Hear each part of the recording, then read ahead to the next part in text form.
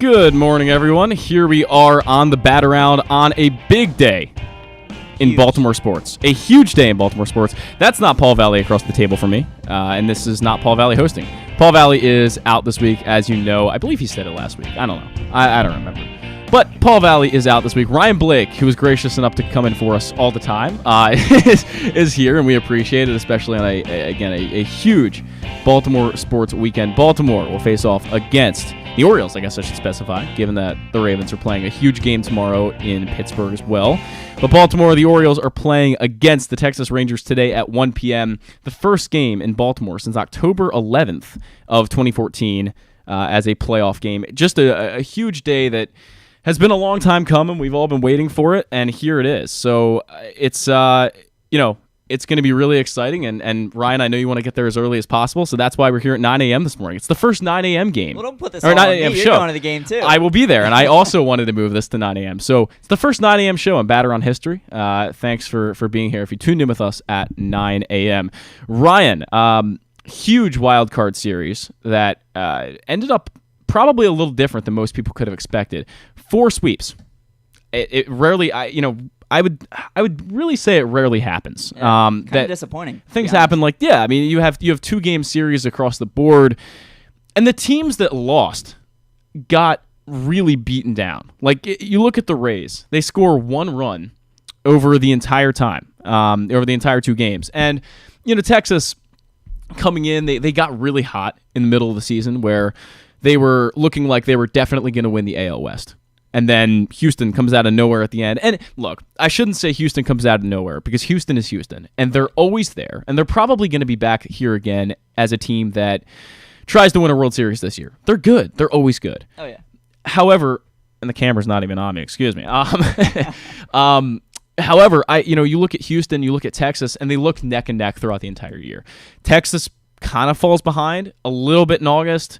They get back in September a little bit. They lose the division. Houston comes out on the last day of the season. So Texas has to go and face Tampa Bay.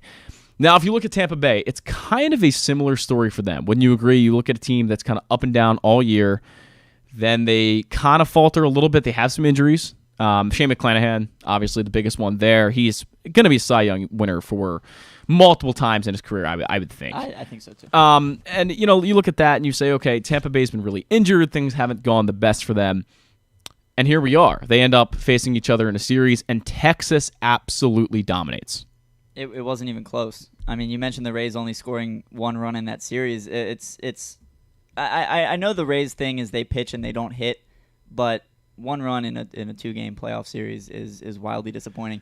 And like you said, the games weren't even close. No, really, there was no deciding fight from any of the teams that lost that I would say they deserve to be there. No, if that's fair. Yeah, the Jays also scored 1 run in their series. The Twins didn't put up huge offensive numbers, but Royce Lewis was massive for them, especially in Game 1. Yes. The Phillies just blew out the Marlins both games. And then the Brewers come out with Corbin Burns and Freddie Peralta. They lose Game 1 to Brandon Pfaadt in a bullpen game for the D-backs. And then Zach Gallen outdoes Peralta in Game 2. Yeah. We knew by the 5th inning of the 3rd game on Wednesday that it was going to be 4 sweeps. Right. The Phillies were up, I think 3-0, and then Bryson Stott hits a grand slam at 7-0. The D-backs were in control of the Brewers game. That one got a little interesting toward the end, but nothing really to write home about. Yeah, it did get a little interesting. In the 8th and 9th inning, guys were getting on base for the Brewers, and it looked like they had a little bit of a rally going. But then that kind of got stifled, is the word for it, pretty quickly. So it didn't go the way they wanted. But look, I think the D-backs are the better team, clearly. And I think, really, if you look across the league, I think the better teams won. I hate to say it about the Marlins. We talk about them all the time on the show about how they are relatively irrelevant. That's the way I like to describe them. They are a team that were a playoff team in 2020. They were bad in 21, pretty bad in 22. Here they are in 23 as a playoff team. That division was weak. The Mets were really bad this year. The Phillies were okay. I will say, I'm not buying the hype for the Phillies. And we'll get there. Because we're towards the end of the segment before Stan gets on the line here. We're going to talk about what we think is going to happen in some of these ALCS and NLCS matchups. But ALDS, excuse me. I'm jumping ahead. I'm just hoping the Orioles are going to be there, so I'm jumping ahead. It feels like an ALCS because we just had 4 Yeah, series. it We're does. We're not used to the 3-game format yet. And are you a fan of that? I don't know yet. Okay. I'm not sure yet. I don't hate it.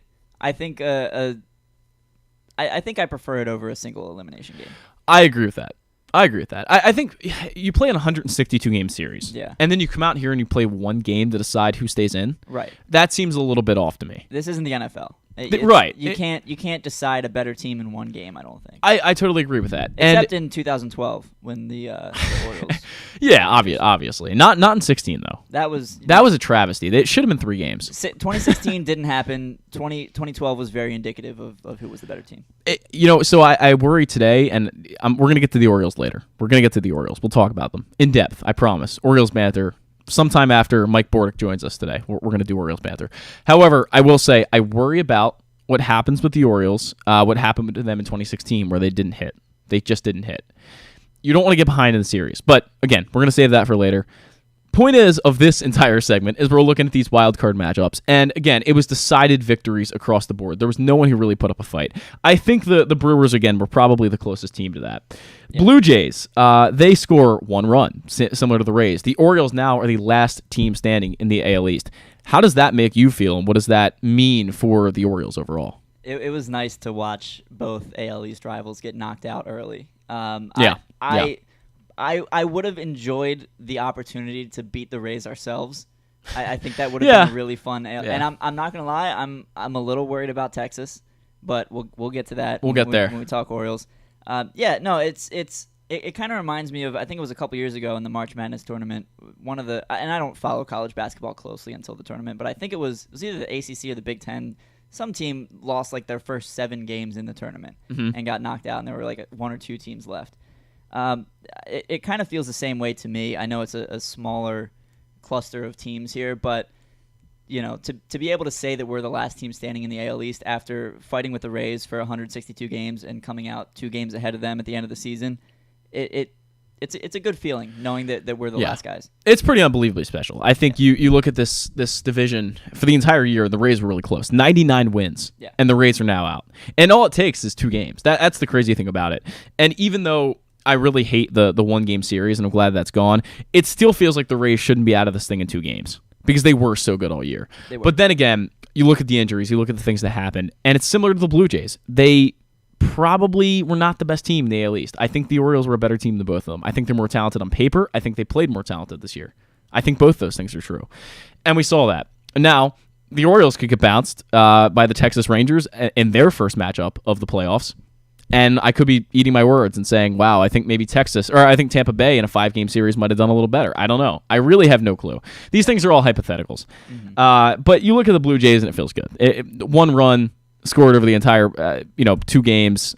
They were just destroyed by a Twins team that, again, like the Marlins, I'm not sure they're that good. I don't know. I mean, it was nice to see the Twins come back. I think it was their first playoff game win since 2004. They had lost, I believe it was 18 postseason games in a row. Yes. I think 2004 was earlier than that, wasn't it? I want to say 02. Yeah, it was very early 2000s, regardless. But in any event, 18 consecutive playoff losses, that's 6 series. Right. That's a long time to not win a single playoff game, and to be able to do it twice in a row against the Blue Jays, a team that's fan base has talked trash all season. They always do. They threw beer on Kim, so that should tell you some things. It was rewarding to watch them get knocked out. Yeah, and it's, again, in 2 games, it's like it still kind of hurts me a little bit that we're knocking teams out in 2 games. Would you go for a 5-game wild card? I think I would. I think that'd be fun.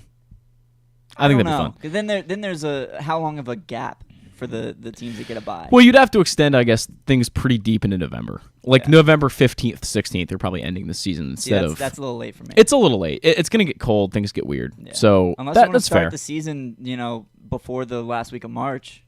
Yeah, you could do that too. But I don't know. I think 3 games is plenty for a wild card. What I will say though, with the way our winters have been lately, we've had very warm Marches. So it would be fine. Like if you got out there on March 5th, like you'd be fine for the most part. Who needs spring training? Yeah, who needs spring training? It's nice in Florida in February anyway. Have spring training in February, start the season in March. Let's just start the season at the spring training facilities in Florida. Sure. Big brand idea. Yeah, That's why not? obviously. But yeah, Carlos Correa came up big for the Twins. He's the best player in that lineup. He is paid like he should be. So he's only there for a few years. He's not, on the massive contract, correct? He's there for what, 4 years or so? I think he's on a 3-year deal. 3-year deal. Yeah. So Carlos Correa was expected to. Oh, he's now on a 6-year deal for $200 million. So still not as long as everyone expected, but he is signed through 2028 with a 29 to 32 team option. So he gets 4 years of team options. So. I didn't realize the contract was that big. Yeah, Correa, he didn't really... Oh, you know what? I'm thinking of last offseason when he signed a... Right, Boris got him the short term. Yeah. And then, he opted out and re-signed, I believe, with the Twins. That's how it went. Yeah, it was a 3-year deal with an opt-out after each year. And you look at the Twins this year, and I say he was the best player, and that actually is pretty debatable. Max Kepler had a really good year. 260, 332, 44 slash line, 816 OPS, 24 home runs. You look at Michael A. Taylor, who was kind of a Nats cast-off, went to Kansas City, didn't do a lot there. Now with the Twins, he didn't hit for average, didn't really get on base, still hit 21 home runs, and stole 13 bases. Taylor? Michael A. Taylor. Hit 21 home runs? Hit 21 home runs, yeah. Okay. Yeah. I'll take your word for it. Royce Lewis, 309 in 58 games, 372, 548 slash line, 15 home runs in that amount of games. Royce Lewis, first-round pick many years ago, never really showed up in the playoffs. Carlos Correa showed up in the playoffs. Guys you didn't... Well, I think you necessarily expect them, but the Twins only a 87 team wins this year, and you expected them probably not even to come in first place. The Guardians looked on paper as a better team. Yeah. So this is surprising. The Twins just rolled all over the Blue Jays, and we'll take it. Nobody's complaining. The Twins remind me of a little bit of the Orioles, to be completely honest, in the sense that they don't have any major standout players, but they have a lot of guys. I think Sonny Gray is. Well, I would argue offensively. I know. Yeah, fair enough. Pitching staff, yeah, Sonny Gray, Pablo Lopez, throw Joe Ryan in the mix there. I would assume Ryan. I don't know for sure, but I would assume he's starting pretty early in the ALDS. Because it was Lopez and Sonny Gray, so right. It's going to be probably Joe Ryan for game one. Yeah, I think Lopez was like second in the league in strikeouts in the American League. Sonny Gray was up near the top in ERA. So yeah, their 1-2, maybe 1-2-3 punch in the rotation is very, very good. Just to plug Baltimore for a second, because why not? It's a big day. Sonny Gray finished the year with a 2.79 ERA. Kyle Bradish 2.86. Yeah, and he's going today, by the way. Mm-hmm. Just to we'll preview it later against a not so typical ace is what I would say is what Kyle Bradish is up against today. But he almost finished the year with a better ERA than Sonny Gray, who led for a while. Him and Garrett Cole were always up at the top of the American League. They led for the majority of the year, I would say. And I want to say Garrett Cole ended up with the lowest ERA, but I'd have to look up the numbers. I'm pretty certain he did. Yeah, Garrett Cole had a really good year. As much as we don't like the Yankees on the show, Garrett Cole had a really good year. There was a period of time where I was thinking maybe Kyle Bradish can make a run at Cole for the Cy Young. Yeah. And then Cole went out and threw a complete game shutout. So right, yeah. That was like his second to last start of the season. For as bad as the Yankees were this year, and I don't know why I'm talking about the Yankees, because they aren't in the playoffs, guys. No one's in the So let's talk about it. Well, let's talk about it real quick, though. For as bad as they were this year, they had some wildly good pitching matchups. You saw Domingo Germán throw a perfect game. Where did that come from? And that was sandwiched between two awful starts. Yeah, Terrible right. Starts. And then now he's probably never going to pitch in the major leagues again because the guy's not a good person. He shouldn't have been pitching anymore. Not a good guy. 2.63, by the way, the number for Garrett Cole's ERA. He was, I believe, again, the AL. Yes, he was the AL leader, but not the major leagues leader. I have to look into who that is. Clayton Kershaw and Blake Snell were lower, I think. Blake Snell was like 225. Yes, and Kershaw was like 250 or 242 last time I checked. So okay, yeah. I'm going to toot my own horn for a second. Blake Snell was my preseason bet for NL Cy Young, so I'm feeling good about that one. Did you place the actual bet? Yeah. Oh, very nice. Yeah. Okay. I got a nice little payday coming in once that's announced. Yeah, that's great. That's going to be when you can predict something that's going to have over 162. That's always impressive. Well, I shouldn't congratulate myself too much because I also bet on I think it was Aaron Nola to lead the league in strikeouts, Cedric Mullins in stolen bases. I had Adley to win MVP, so I threw a few other bets out there that didn't really work out, but I'm proud of the Blake Snell one. The Rutschman MVP one, it's like it's something we all wish is going to happen. I don't know if it ever will, But then again, I'm putting it on Gunnar next year. Right. I mean, you would think Gunner's going to have a bit better of a chance. You would think, but I don't know. I mean, we'll see. It's a long career for both those guys, we assume, and I don't really want to make any assumptions this this early on. But the way Rutschman played this year, he played like a catcher to me. Yeah. And just to recap, why not? Let's talk about Adley Rutschman. Why not? Sure. Just to recap his year a little bit, he played like a catcher, which means that he's not in MVP contention. That's the general way catchers play. They're not really ever in. You can think of the best catchers, Buster Posey. Okay, they've been in MVP contention. They've won MVPs. Joe Mauer, those guys. But Adley Rutschman didn't play to that level this year. He just didn't. The defense, the metrics, they show that it went down a little bit. I don't know why. I can't give you a good reason for that. The offense went down from last year a little bit, but he's still getting on base. He got on base better than anybody else on the team, and that's really relevant. Oh, for sure. And you look at guys like Buster Posey. You mentioned JT Realmuto. Even you want to go as far back as like Mike Piazza. It's a very select few kind of catchers, right? Who can see themselves, because the fact of the matter is, and Adley I think played or at least appeared in more games than any other catcher in baseball. That's this year, true. But they don't play enough games to. Not to qualify, because they certainly qualify, but to rack up the counting stats that the voters like to look at. Yeah, absolutely. I mean, 277, 374, 435 slash line, great for a catcher. Really, really good. Yeah. Like, that's top of the league for a catcher. 20 home runs. Struck out only, 9 times more than he walked. Great numbers. Yeah. Excellent numbers. But there's guys that do better in the American League because catching is really tough for a full season. Yeah. And I hope Rutschman had a really, really strong finish to the season, 5 hits in just 4 games. So again, we're going to talk about the Orioles later, but I wanted to throw that in there. That's important. Adley Rutschman finished strong. Yeah. Hopefully gets hot. Keep him around forever. He's a more than capable long-term catcher for this team. Yeah. So let's look ahead real quick before we get Stan on the line. We have about 10 minutes before we do that, and let's look ahead to the ALDS and NLDS series. Rangers and Orioles. Again, we're going to preview that later. Phillies and Braves. Let's look ahead to that one. Twins and Astros, Diamondbacks and Dodgers. That's the matchups we have. I'm also going to talk about the starting pitchers later in the payoff pitch around the league, which is a bat-around classic. So we look at the Phillies and the Braves. Ryan, who's the better team in this matchup? The Braves are the better team. Okay. I'm worried about the Phillies, man. Really? I think the Phillies are electric. I think that playoff atmosphere at Citizens Bank Park, first of all, and I know they won't get that for every game of the series against the Braves, that playoff atmosphere is, I hope the Orioles can match it with their game today. I think they will. They can hit. They can pitch. They have the experience. They've been to a World Series recently. True. And the Braves have too. But I wouldn't put money on the Phillies to win the series, but I think they're going to put up a serious fight. Yeah, here's the deal. The Phillies were a really good team this year, for the most part. They won, what?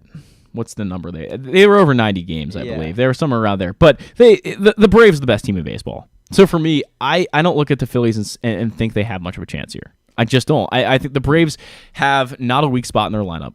Barely any weak spots in the starting rotation. The bullpen is probably the weakest of the 3, and it's still really good. Yeah. So you look at what the Braves can do, and the fact that they've had time off for everyone to get a little more energy and just sit around for a little while.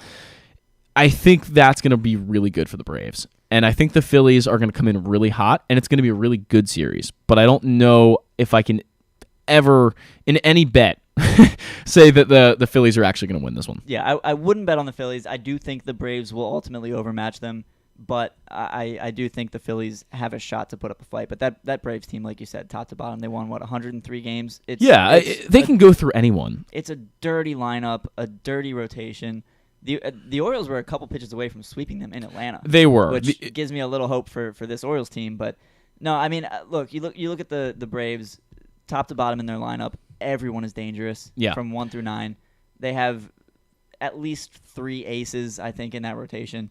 So, I do think the Braves ultimately are the better team and will win the series. But you talk about teams, the Phillies are coming in hot, right? Remember what we saw in 2014? The Royals came into our series hot, and they just kept riding that all the way to the World Series. That's true. Now, they didn't win the World Series, but they were down, I think, 8-3 in the 7th or 8th inning of the wild card game against Oakland. Came back and won that game. Right. Swept the number 1 seed Angels in 3 games. Mike Trout's only 3 playoff games he's ever appeared in. And then and then come to Baltimore and sweep the Orioles. So sometimes the postseason is just about getting hot at the right time. Absolutely, And that's the true. Phillies, I think the Phillies could ride that wave a little bit. Well, you talk about getting hot at the right time. Trey Turner is the absolute example of that. He's been really, really good. He was struggling, and apparently people gave him a standing ovation in Philly. The fans did, and ever since then, he's been just tearing the cover off the ball. I don't know how that works, but I guess it does. He had a stretch of, I think, 10 homers in 11 games. He's been unreal. Absurd like that. Finished the season still as a basically 4-WAR player, /266, 320, 459, 26 home runs, 30 stolen bases. Trey Turner's Trey Turner again. Yeah. And that is the biggest thing for the Phillies because he got off to a horrible start. You looked at Trey Turner, and you were missing Bryce Harper for a good chunk of the season if you're the Phillies. So you look at Trey Turner, you look at Bryce Harper. They're both. Well, I shouldn't say Bryce Harper's hot at the right time. He's not necessarily hot right now, but he's Bryce Harper. Yeah. He can get hot whenever he wants. Right. He's just one of the greatest players to ever live. So it's They're a given for him. They're also getting contributions from Bryson Stott, Johan Rojas. Well, I was going to mention Bryson Stott next. Yeah. Bryson Stott is one of the best young players in the league. Undoubtedly. I mean, again, you look at his numbers this year, hit 15 home runs, stole 31 bases, hit 280. I mean, the guy's good, and he's a good defender. He's versatile. He's just a guy that you want on your team. Well, I want to circle back real quick to Trey Turner. Yeah, sure. How much credit do you give the Phillies fans for his turnaround? Do you think it was one of those situations where he kind of needed that, or was Trey Turner bound to become Trey Turner again eventually? I think both things are true. Yeah. I think both things are true. He probably would have been Trey Turner at some point anyway, but I think it happened quicker because of what happened in Philly. Yeah. The fans supported him. Philly fans, I mean, I'm not a Philly sports person at all. No. I don't care for Philly sports. However, Philly fans are some of the most devoted in sports. Yeah. So I think when they give you a standing ovation like that, it means something to you as a player. Absolutely. I would think that. And it was a really quick turnaround when he started hitting it. Oh, and by the way, I should mention that we have Mike Bordick coming on the show later. Former Orioles shortstop, the one to replace Cal Ripken Jr., played in 2 World Series and 7 total postseason series. So we're going to talk to him about being a player like Trey Turner, feeding off that energy, and being a shortstop in the playoffs. And that's going to be some really good insight from Mike Bordick. He'll be on at 10 o'clock. Stay on the fan, Charles, 3 minutes away. Ryan, let's finish up a little bit of our wild card talk here and previewing some of these series. We look at the Twins and Astros. Again, the ALCS series, or ALDS, excuse me. I keep saying CS. I really want the Orioles there that bad. The Twins and Astros ALDS series. Who do you got in this one, and who do you think's the better team? Astros and Astros. Yeah. I Yeah. don't see the Twins putting up too much of a fight here. The Astros have been to 6 consecutive American League Championship Series. I don't see the Twins taking this to more than 4 games. I agree. I think they're going to win one. I think they might. Well, with that being said, though, how cool would it be? What kind of storyline would it be for Carlos Correa to come in with the Twins and knock out his former team? That would be awesome. I'd love it. It would be pretty cool. But I'd love it. The Astros are the better team. They've got the better lineup, better rotation, better bullpen. When you talk about getting hot at the right time, I think both of these teams did that. For the Twins, it was in the playoffs right now. They're hot. They rolled over the Blue Jays, just destroyed them. They had no chance. They scored 1 run. They pitched well. They hit well. They did everything. Yeah. But then you look at the Astros. They got hot in the second half of the season. As I talked about before, the Rangers and the Astros were battling it back and forth all year. And you expected the Angels to be in the mix too, but what a travesty they are. And the Astros and the Rangers battle it back. The Rangers end up losing the AL West to the Astros, and because they got hot at the right time. So if we're talking about that, I think both these teams did it in different ways.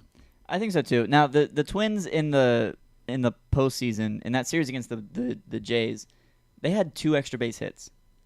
They scored, I think, 6 runs in those 2 games, but only 2 extra base hits, and they were the 2 Royce Lewis home runs in Game 1. Right. So still able to go through the Jays essentially with ease. Carlos Correa 3 for 7 in that series. Again, what else is to be said? They're hot. Yeah. They're hot. There's a good chance. Like this could be a good series, but I don't think, just like the Phillies Braves series, I think it's going to be a good series. I think the better team's going to win in each series. I just look at I look at the wins, and the playoffs are a whole different story. Obviously, we're going to talk about that plenty in the Orioles segment, where everything that happened in the regular season is really out the window because it's a whole different game.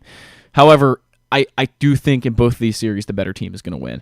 This Astros-Twins series reminds me of last year's Astros-Mariners series. The Mariners hadn't been to the playoffs since 2001. Right. They come in, sweep the Blue Jays in 2 games in Toronto, and then they go into Houston and just can't keep up.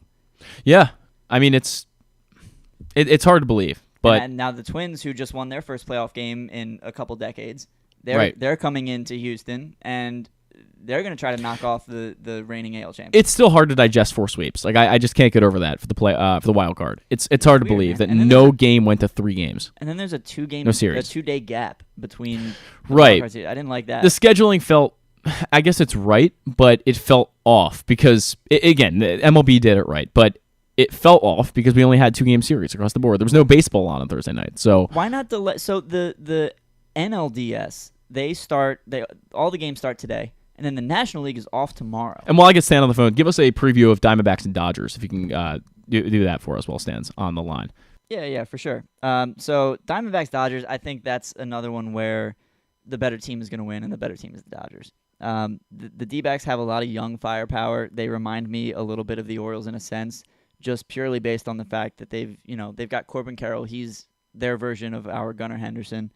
They got a lot of guys who contribute, but Carroll's really the only standout as far as I'm concerned. Their rotation, outside of Zach Gallen, it really just doesn't do it for me. The Dodgers are a lot deeper from top to bottom in that rotation. The Dodgers bullpen, I think, is a little better, although the Diamondbacks bullpen has been really solid as of late. But I think ultimately that's going to be the kind of series where the Dodgers, with their recent postseason experience, they're going to ride that wave. I think they're the better team. I think they're ultimately going to outdo the D-backs. I don't see any major upsets across this ALDS. I think the Braves win, and we'll get to more official predictions later, but I think the Braves win. I think the Astros win. I think the Dodgers win, and fingers crossed that the Orioles win. And now Zach, I believe, has Stan on the line, so we're going to get to him in just a second here. I do have Stan the Fan on the line. I can't get the headphones on, so this is difficult. I was about to run out of things to say. No, it's perfectly fine, Ryan. Thank you for the preview of the Diamondbacks Dodgers series. Now we do have, for his weekly segment, an hour earlier this week, Stan the Fan Charles on the line. Stan, good morning. How are you feeling this morning? Hey, how you guys doing? How you doing, Zach? How you doing, Ryan? Doing great. Excited for a big weekend in Baltimore. The Ravens face off against the Steelers tomorrow on a really big AFC North matchup. And, of course, the Orioles are the elephant in the room here. They take on the Texas Rangers at 1 p.m. today. And that's why, again, Stan, we're doing the show 1 hour earlier. Thanks for being flexible for us. We appreciate that. That's all right. And don't forget Maryland is at Ohio State, which I've got. Oh, that's true. Yeah, that's true. Yep. I'm not a big 12 o'clock from Columbus. Stan, are you a big college football fan? I'm not as big into it myself. I'm not a huge college football fan, and one of the reasons it's so easy not to be is because we haven't had a relevant team for so long. If That's Maryland true. becomes relevant again, I remember being more of a football fan during the Bobby Ross era, the Ralph Friedgen era. You pay attention because the team's winning. Yeah, that's fair to say. It's easy to follow a team when they're really good, and that's the case for a lot of Orioles fans today too. A lot of Orioles fans who probably didn't follow the team that well this season are probably going to be here at a packed house. We hope over 45,000 will be there for the Orioles today.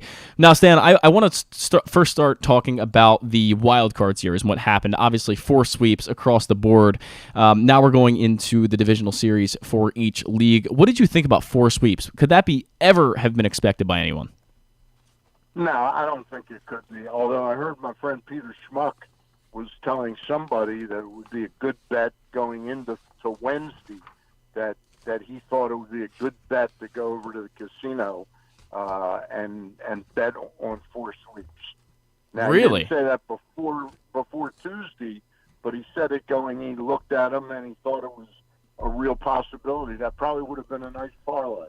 That would have been a really nice payout. That would have been a really nice payout. Oh, yeah. Now, what team was the most surprising to you, though? We look at the Twins. They rolled all over the Blue Jays. We talked about, Ryan and I had a segment about teams getting hot at the right time. It seems like the Twins are probably that team. But what team surprised you the most?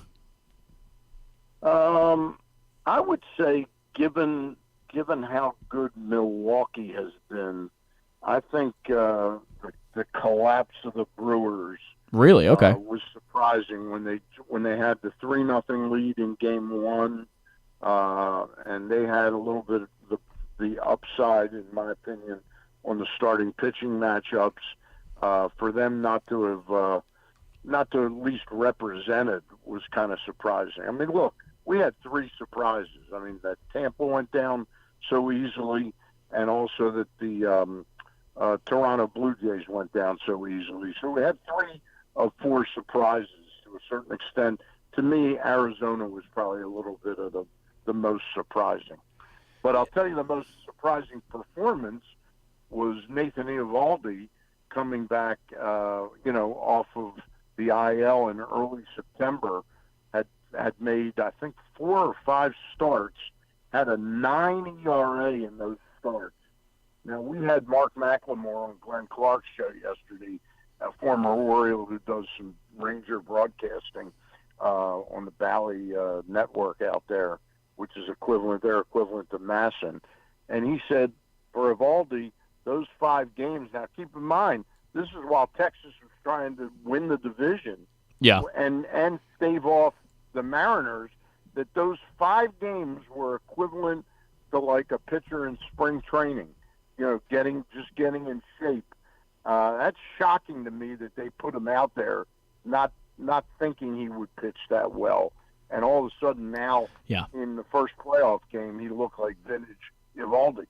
Yeah, Eovaldi's a longtime pitcher for Boston, throws hard, really good stuff.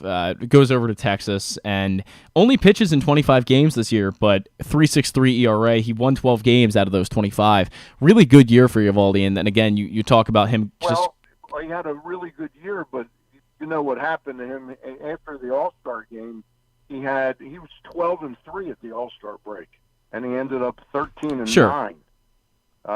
And his earned run average at the All-Star break was like about 2.7. So he was absolutely non-existent and awful in the second part of the season. And for him to suddenly put that game up, that was the biggest shock of the postseason for me. Well, Stan, I have it here that he only lost 5 games throughout the whole season for Texas. So that number I have off Baseball Reference, but certainly the ERA did jump from around 2.7 to 3.63. I know he won 1 game after the All-Star break. Interesting. He had 12. Yeah, he had 12 wins at the break, and he ended up with 13, I think. No, he actually ended up with 12 of 25. So he had 12 wins in for Texas this year. But really, really good year for him overall. Even 3.63 is still a good ERA and still good numbers, even if he did collapse a little bit after the All-Star break. And he's probably going to be a weapon for Texas, and we're going to see him in the Orioles series. We would assume probably if he's able to get there. Yeah, I'm assuming he'll start Game 3. Yeah, I would think so. That makes sense. Montgomery will start Game 2, and he'll start Game 3. That would make sense. Game in Houston, in Dallas on Tuesday. Yeah. Stan, Ryan here. While we're on the subject of the Rangers starting pitching, they're starting 2 lefties in the first 2 games of the series, Heaney and then Montgomery in Game 2 tomorrow. What do you think their strategy is here? Do you think they're kind of playing toward the ballpark dimensions at Camden Yards, and then they'll go with a couple of their righties when they get back home to Texas? Because it was kind of a surprise for us to see Heaney listed as the Game 1 starter. Well, it's not that surprising to me. I figured that Bruce Bochy would go in Game 1 with a combination. I don't look for Heaney to pitch any more than 3 innings today. Interesting. I think it's a calculated switch game where he wants Brandon to commit to a certain lineup, and then 3 innings in, he's unless the Orioles pound Heaney and he's knocked out in the first or second, then he's going to switch to Dane Dunning to do the same thing, and then turn it over to the bullpen in innings 7, 8, and 9. That's what his hope is, and he's going to try and get Brandon Hyde, in my opinion, to commit to making some changes to go against the right-hander. Maybe drop Frazier in over whoever's starting the game at second base. That's how I see it, at least. Yeah, it is interesting. I mean, you have better starters than Andrew Heaney to be able to start. And Heaney this year, 4.15 ERA in 28 starts, 34 games pitched total. He was fine, but I wouldn't necessarily say Heaney. His only options today really were Heaney and Dane Dunning. And neither one of them. I would have gone with Dane Dunning. You would want to start Game 1. You really want Montgomery or Gray, who I understand is also in the IL. So they've been, they're starting pitching the second half of the year. The combination of the fact that DeGrom did nothing for them, and then they lost Eovaldi from the All-Star break until September 3rd. It's been a really tough time for manager Bruce Bochy. So I don't think he had many better options than this today. Is doing a split game. That's what I think he's going to do. Stan, coming into Monday, I was really concerned that we'd see Max Scherzer make a comeback and try to pitch in one of these games. Do you think there's any chance, now that he's not starting either of the first two games, that he's going to make an appearance in the series? Is he active? I don't believe so, but he threw yesterday. He did throw in the workout, so he's probably in a similar spot to other injured players where they're just trying to test him out and see what he's got. But it is Max Scherzer, and he's an incredible competitor, World Series winner. It's hard to say we're not going to see him. I see Scherzer being used in the series after this. Okay. If they're desperate enough to need him in this series, in my opinion, why take a risk? To me, what they're trying to do is leave it out there dangling that he could pitch in this series. But I think if he comes through all of his things, his throwing on the side and maybe a simulated game, I think they would be gearing him to pitch in the next series, early on in that series, if they survive. If they're in trouble, I don't think a 39-year-old Max Scherzer is going to be enough to help them. And Stan, do you think what we saw from the Rangers pitching against the Rays was more a result of the Rays just being injured and hurt across the board, or the pitching really being as good as it seems? Well, I think, look, Montgomery always has been a guy that I haven't given full respect to. Fair enough. Some of the best. He did some really good pitching with St. Louis last year. He wasn't that great this year, but that was a total team collapse. And let's not forget, part of the collapse of the Cardinals' pitching this year was the fact that they were throwing to Contreras rather than Yadier Molina. True, yeah. After Molina was a legendary catcher, I don't think it's any accident that Wainwright was just absolutely awful. Flaherty was absolutely not very good for them, and Montgomery wasn't a world beater. But I think Montgomery has pitched well for Texas. I think Mike Maddox is a terrific pitching coach, and I think he's probably simplified some things for Montgomery. And look, with that offense, you don't have to be a world beater. You just can't get, beat up. And I think Montgomery has responded, done very well. And if Eovaldi is truly back, the Orioles are in for, a real tussle here in this series. And I think that's why, to me, the pressure is on the Orioles to win Game 1. Yes, I agree. Their best two starters in Games 2 and 3. I really would think the Orioles would be in some trouble if they lose today. That's why I'm guardedly excited and optimistic that Kyle Bradish is going to go out and do mostly what he's done, the whole season, especially his last 50, 60 innings. Stan, we'll get to the O's for a sec, but I just want to follow up on your Jordan Montgomery comment. What have you seen differently from him that's been really a far more successful season than we've seen from him in a while? Well, I can't say that I've watched him that carefully. Fair enough, yeah. To break him down, but I think he certainly pitched a lot better with Texas than he has with the Cardinals this season. But the Cardinals, no doubt, team kind of in free fall the whole season, and it really did surround a lot around their pitching failures. Yeah, they I guess losing Yadier Molina, who you mentioned earlier in the segment, is a really big deal too. And Adam Wainwright, just at the end of his career, retiring is obviously a big thing for them too. So the Cardinals. Remember one thing about that. They were the team that 30 days into an $80 million contract they gave Contreras. The manager openly was saying he can't catch for us anymore. Right. Yeah. I mean, publicly calling him out and saying he's going to have to play right field for us. And then 2 weeks later, he was asked a question. I'll never forget this. He was asked a question at a press conference. What does Molina have to do? Contreras have to do to prove that he can catch again for you? And the manager publicly said, No, he needs to work on playing right field. And then 2 weeks later, they did a total about face, and he was back catching. Yeah. So I thought the leadership. First of all, how do you sign a guy to that level of contract, and then a month in, you're questioning whether he really knows how to call games, and publicly discussing that? I thought it was really ridiculous. It seems like homework wasn't done on Shocked Contreras. I'm shocked Marmol is still managing that team. I agree, Honestly. especially as someone who's young and inexperienced, hasn't had managerial jobs before, to come in here and do something like that. It's a bit odd. I will agree with you there. It's quite odd. Yeah. Now, Stan, let's get to the Orioles and Rangers lineup, series a little more, I should say. Let's look at that Rangers lineup, and just about everyone in that lineup is either home run hitter, high average hitter, on base machine.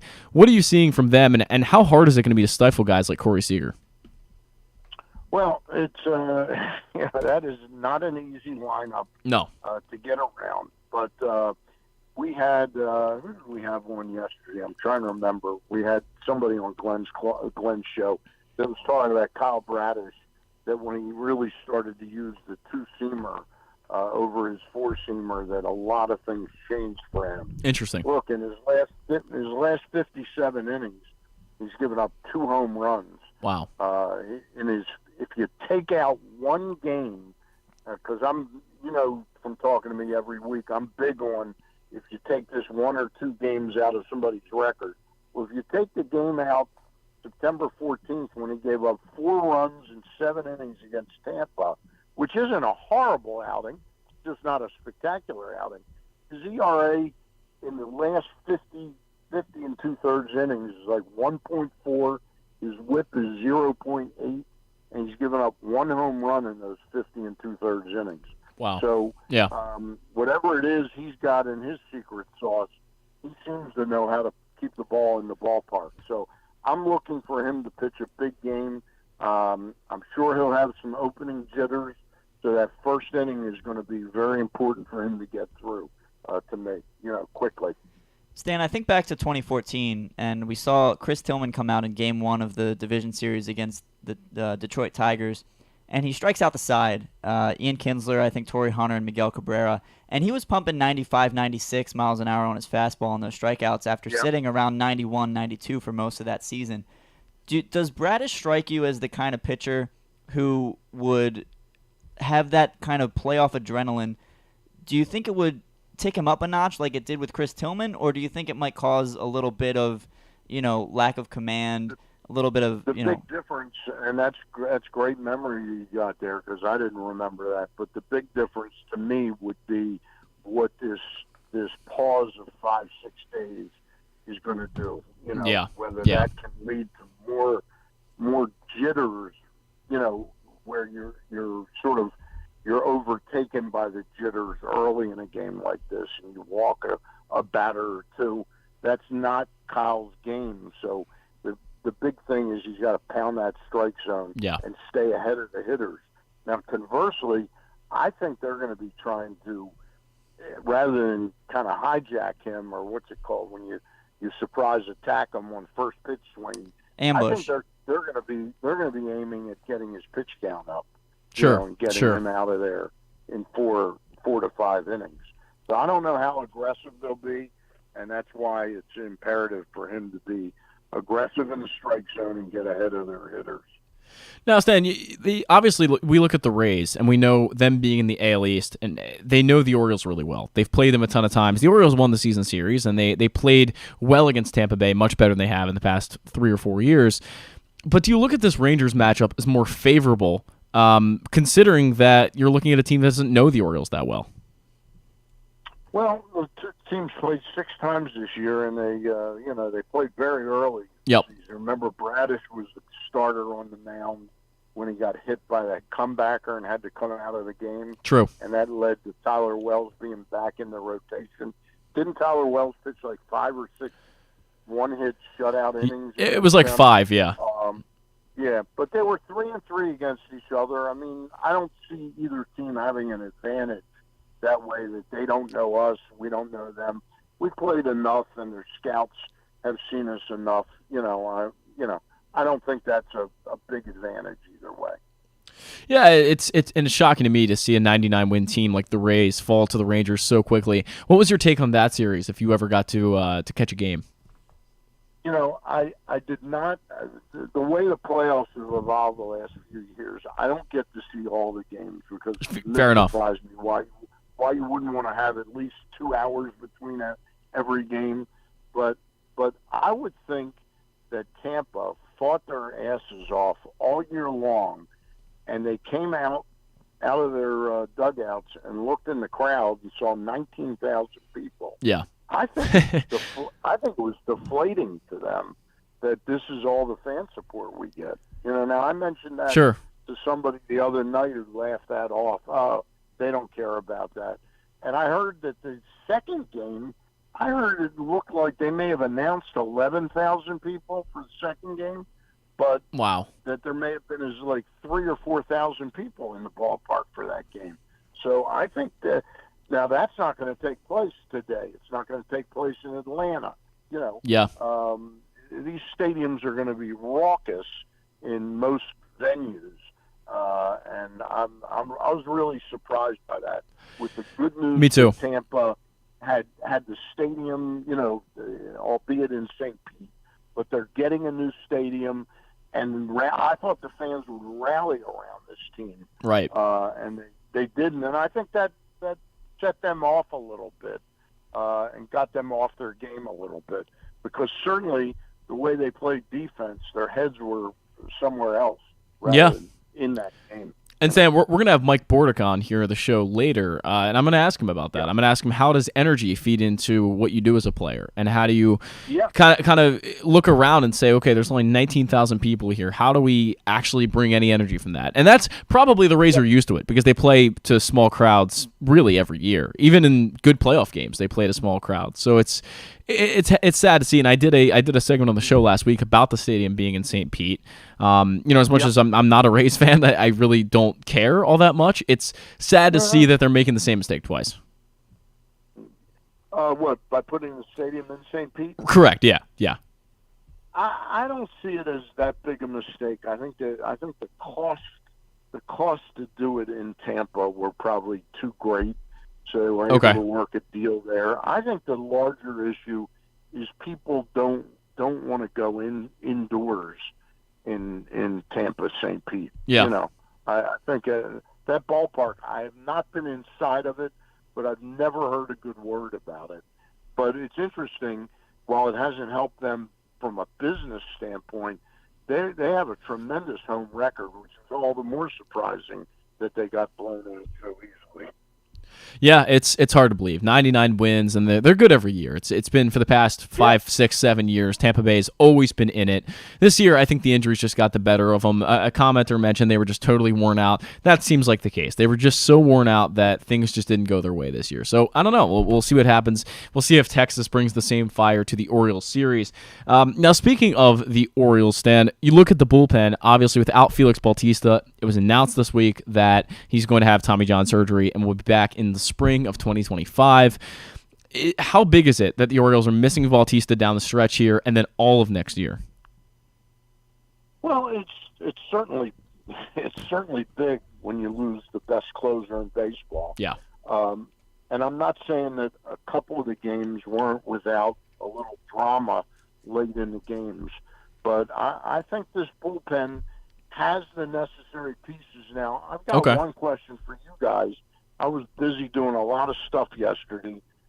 Who ended up being the pitcher that got left off? Was it Flaherty or Fuji, or both of them somehow on the roster? I don't believe they've announced. They have. So that was actually going to be my next question, Stan. They have not announced the postseason roster yet.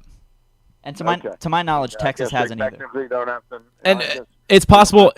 It's possible we missed it during the show, and that they've done it this morning. Yeah. But I haven't seen anything, and I was pretty busy as well this week. So if I missed something, I apologize. But I haven't seen them release the roster. I thought the last couple times I watched Fuji pitch, I watched him in that game against Boston. We were trailing, I think it was 2-0 when he came in. And when he left, we were only down 3-0, but it was so sort of, I was going, boy, if this game really meant something, you know, it just, I can't see taking the risk in it. It was a very interesting acquisition.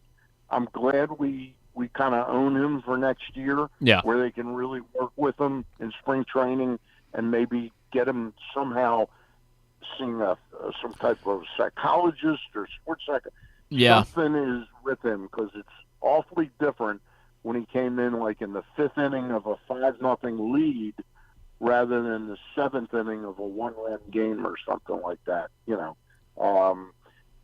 So I would have a hard time wanting him on my postseason roster. But the flip side of that is Flaherty.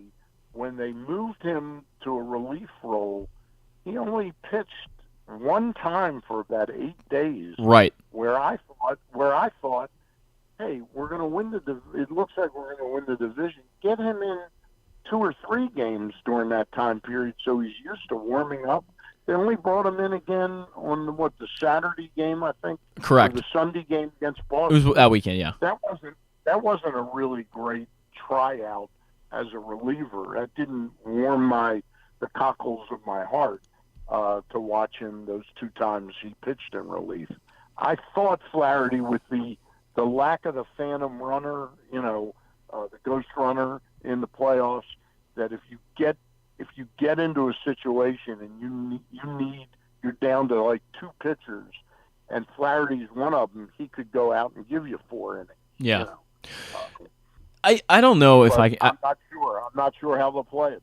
Well, and that's kind of the question mark that I have in my head, is who's going to be that final guy to make the roster. I think it's going to be Fuji. I really do. I think Flaherty has proved that he's just not good in big moments. But then again, Fuji's proved the same thing. So I genuinely don't know who the guy is here. I mean, to me, the Orioles have 3 left-handers in Coulombe, Paul, and Perez.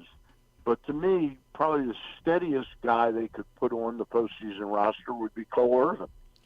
You know, I think if you got into 11th inning of the game and you said, shoot, we really need somebody who can hold the fort for 3 innings, I think I'd have much more faith in Cole Irvin, than either Flaherty but that would be 4 left-handers plus Means. That's a lot of your pitchers being left-handed.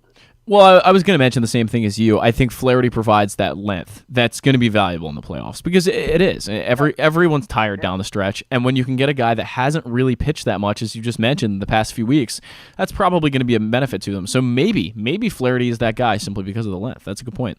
Now, the flip side of it is that they're obviously not going to need 5 starters, so they got a Dean Kramer or a Kyle Gibson that is there in reserve, you know, for 3 or 4 innings in a game too.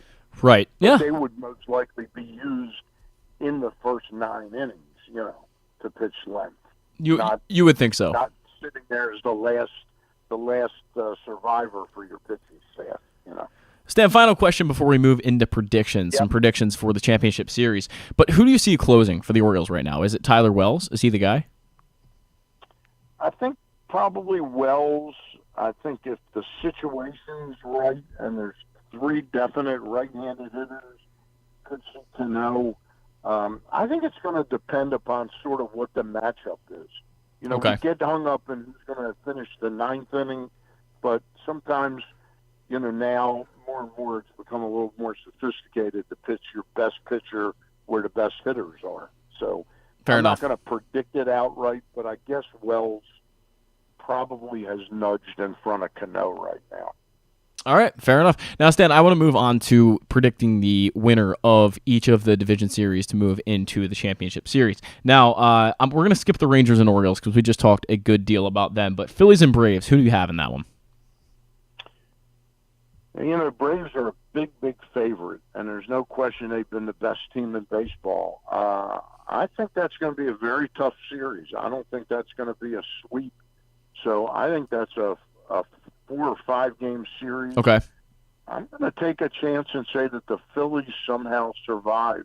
Wow. They got an awful lot of veteran firepower in that lineup. I know Atlanta does too, and I think when Nola and Wheeler pitched the level they pitched in this previous series, and I know that's against Miami. They've got a chance to beat anybody and don't deserve to be that big an underdog. Ryan strongly agrees with you, by the way. Ryan is on the Phillies hype train, so I think you're there with him. I'm not sure they'll win the series, but like Stan said, it's going to be closer than a lot of people think. Yeah, that could certainly be the case. Stan, real quick here, Twins and Astros and Diamondbacks and Dodgers. What do you have in those series? Well, I got the Dodgers winning pretty easily over the Diamondbacks. Okay. And I think the Twins are going to be a really dangerous team. I think they've got a little traction under their feet here. And I see Bailey Ober is starting today. He's very similar to what happened to Evaldi, where coming out of that All-Star break, his velocity was down, and they ended up sending him to the minors after some rest. And he's come back and pitched a couple really nice games. He's going against Verlander. Verlander is certainly capable of shutting them down. Always. For 6 innings. But to me, at his age right now, he's also very easily able to give up 3 or 4 runs in 5, 6 innings. So I think they may prevail in that series. I really love good chance Royce Lewis if he can stay healthy. Yeah, Royce has been a really, really good player for them so far in the playoffs, and Carlos Correa is always a stalwart in the middle of that lineup too. So things are looking good for the Twins. Don't sleep on that kid playing second base, Julian. Yeah. Edward Julian. Love Edward Julian. He's a good yeah. They've got a lot of young talent, so it's going to be exciting to see what happens. I think most series will be close, and I don't think we'll see a sweep. I really don't think that. But I think I'm on the Braves train instead of the Phillies train. But we'll see what happens. Stan, enjoy the Orioles game today. Are you going to be heading out to that? What's that? Are you going to be heading out to the Orioles game today? I'm more than halfway there now. Oh wow, okay. I pulled over to do this segment. I wanted to get in Thank you. early. Well, For some reason, I don't understand. It must be an MLB thing. I could not pick up my credential yesterday or Thursday. I had to wait till Saturday morning. Wow. So, well, Stan, it really wouldn't have done me any good to get down there like any earlier. So enjoy the amazing Baltimore sports weekend. Thanks so much for calling in an hour early. We appreciate that, and we'll talk to you next week. Thanks, Dan. All right, guys. Go O's. Go O's.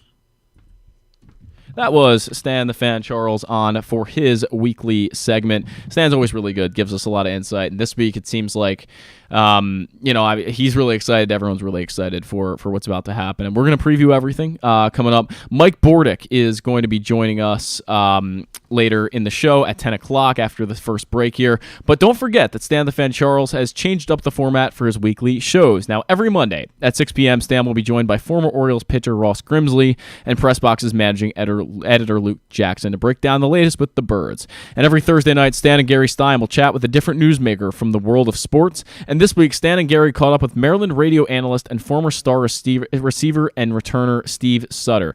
Now, you can always find the live shows at facebook.com/pressbox or find them the next day at pressboxonline.com/video and youtube.com/pressboxonline. Now, we're going to catch a break. When we come back, Mike Bordick, former Orioles shortstop and a guy who's played in many postseason series, will have him on the line. Why bet with the big boys this football season? Instead, try your hand with the local book, Superbook Sports, this fall. Superbook Sports is the book next door. Just a dedicated team of the best odds makers in Las Vegas, making sure you get the best prices and parlays anywhere. And now, Superbook will give you a bonus of up to $250 when you sign up and wager on the same day and use the promo code PRESSBOX23. So bet with the best and use promo code PRESSBOX23 this football season with Superbook Sports. Visit superbook.com for terms and conditions. Gambling problem? Call 1-800-GAMBLER. Make the most out of every day in your Toyota RAV4. Available in hybrid or gas-only models. A RAV4 can get you where you want to go in style. Check out buyatoyota.com for deals on new RAV4s from your local Toyota dealer today.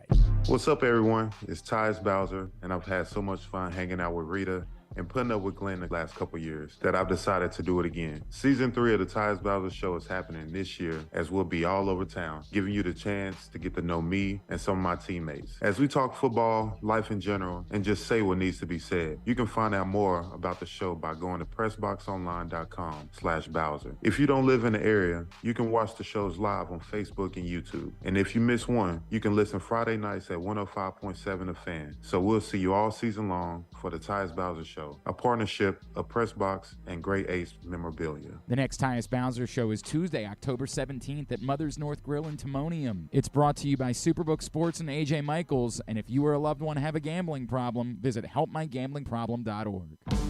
6 chicken tenders made from fresh, never frozen Royal Farms world-famous chicken, a family-sized order of Western fries, honey mustard dipping sauce, and a 2-liter bottle of Dr. Pepper. It's Royal Farms' new Tucker's Tenders Meal. It's Justin Tucker's favorite, and at only $19.99, it'll be your favorite meal, too. The new Tucker's Tenders Meal, available only at Royal Farms. Now you can kick back, relax, and eat like a champion. Real fresh, real fast, Royal Farms. Visit Harford County this fall. Celebrate Arts Across Harford September 15th through the 30th with dance, theater, music, and visual arts. September 29th through October 1st is the largest Italian festival in Maryland, featuring entertainment, cooking demonstrations, a bocce tournament, and family fun. If you're headed to the Maryland 5-Star, stay and play in Harford County. While you're there, enjoy the scenic views atop the King and Queen seats and experience pumpkin patches, corn mazes, and fall brews along their Harford Libation Trail. For more info, head to visitharford.com. Maryland open. Picking a restaurant to try for the first time? Let's look at the Costas Inn. Here's a few checklist items. Quality of the food? Check. Quality of service? Check. Does restaurant have plenty of free parking? Check. And finally, does restaurant have delicious steamed crabs, crab cakes, crab soup, and specials galore? Check, check, check. Costas Inn, 4100 North Point Boulevard. They check all the boxes. The Baltimore County Police Department is now hiring with competitive salaries, including for experienced police officers, starting salaries between over $68,000 and over $82,000 based on your prior service time, accepting up to 7 years of service times with only 6 weeks in the academy, minimum of 2 years prior experience. And police cadet starting salaries at over $32,000 must be between the ages of 18 and 20, but you can apply starting at 17 and a half. Must have a high school diploma or GED equivalent at the time of the hire, U.S. citizen at the time of the hire, and a valid driver's license. So if you have a passion for service and want a career for life, now is the time to join the Baltimore County Police Department. Call 410-887-5542 or visit joinbaltimorecountypd.com. What company has the expertise to make your home healthier by purifying your air and killing all viruses, allergens, and bacteria? A.J. Michaels, Heating and Air Conditioning in Baltimore and Annapolis, ajmichaels.com. Welcome back into the Bat Around on this big Baltimore sports weekend here in the lovely Towson area where it's currently pouring. The Orioles tarp is on the field. But to celebrate today's huge playoff game, we have someone on the line who's been in a lot of playoff series himself, played in 2 World Series, and has a ton of experience there. We have Orioles shortstop Mike Bordick. Mike, thanks for joining us this morning. How are you? Absolutely, yeah. Good morning. I'm great, man. I'm down at Pickles right now. Oh, that's the Orioles are excited right now. I think Ryan, my co-host here, is also his sister's down at Pickles right now. So yeah, say hello if you say. Everyone's there right now. How is the scene down there in Baltimore at the moment? Yeah, it's wild, man. It's great. So exciting. Obviously, sports in Maryland right now is peaking. So yes. It's pretty fun to see Orioles leading the way. It's a sea of orange out here. Everybody's fired up. That's awesome. Good to hear. I'll be down there myself. Ryan will also be down there later. So hope everything goes the way we want it to go today. But Mike, you had the chance to play in 7 postseason series in your career, including 2 World Series. Can you talk about what it is just playing in a playoff game and how these guys prepare and how they feed off the energy and everything that goes into it? Yeah, it's pretty intense. Let me start by just a quick negative about it. And really the only drawback, I guess, about the postseason is the fact that it's completely out of the routine that these players have created over 162-game schedule. And in my opinion, it's a little bit unfair because the game times are always different. There are off days scattered in there. So players have to make an adjustment. And that's why these guys are so good. The guys that can step up in the postseason with the pressure on, the change of routines, that's why they should be elevated. And they're going to be postseason, and the Orioles, of course, hope that there are a couple guys on their team that really get hot at the right time, and that's what it's going to take. It's going to be interesting to see how the Orioles, respond after a week-long layoff, too, because I think that's one of the big challenges, the extra layoff for guys. Yeah. It's tough. It's a big disruption with the All-Star game in the middle of the season, and now all of a sudden at the end of the year, you almost have to take a week off before your first playoff game. Right. And I think in some instances, and I worry about it a little bit, I guess we'll find out today, the Orioles were fighting at the end to obviously try to win the East and then get over 100 wins. So there was they still had an edge, like a chip on their shoulder. And you could tell the last couple games, there was a letdown. Yes. They didn't play their best baseball the last two games. And I'm not going to say they're going to be let down like that. I think they're going to get up. I mean, my gosh, when this crowd gets going and obviously the hype and attention that's been paid attention to the postseason, and so especially the Orioles, they're going to be hyped up. I'm just talking about the crispness of how they play the game. Great base running, great defense. That's going to be what's going to take them to the promised land anyway. Yeah, and you look at the Rays drawing under 30,000 people in the two wild card series games there. As a player, you have to look around and just feel like your team's not supporting you, but we expect probably 45,000, a sold-out game for the Orioles. As a player, how does that feel to not have your city backing you in that kind of way?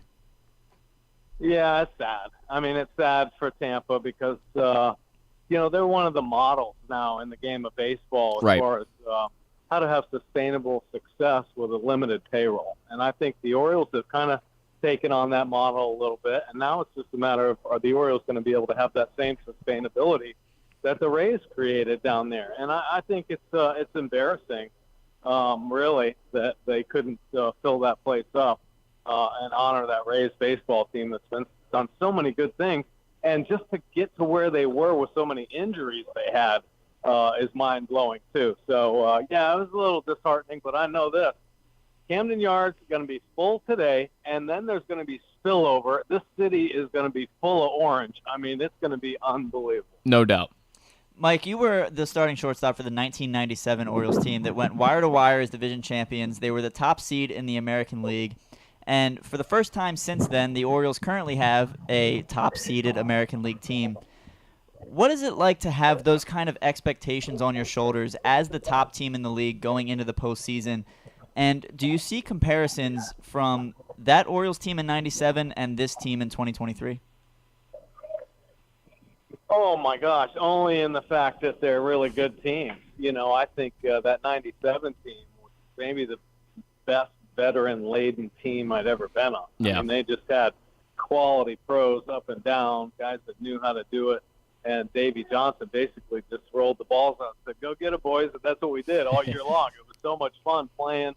And we knew how to play the game. And unfortunately got beat in the postseason. But this Orioles team, so young, and I think what has happened through the process of the end of last year and obviously rolling through this year is they've built a confidence that, I think when they take the field, they just know they play better baseball than their opponent.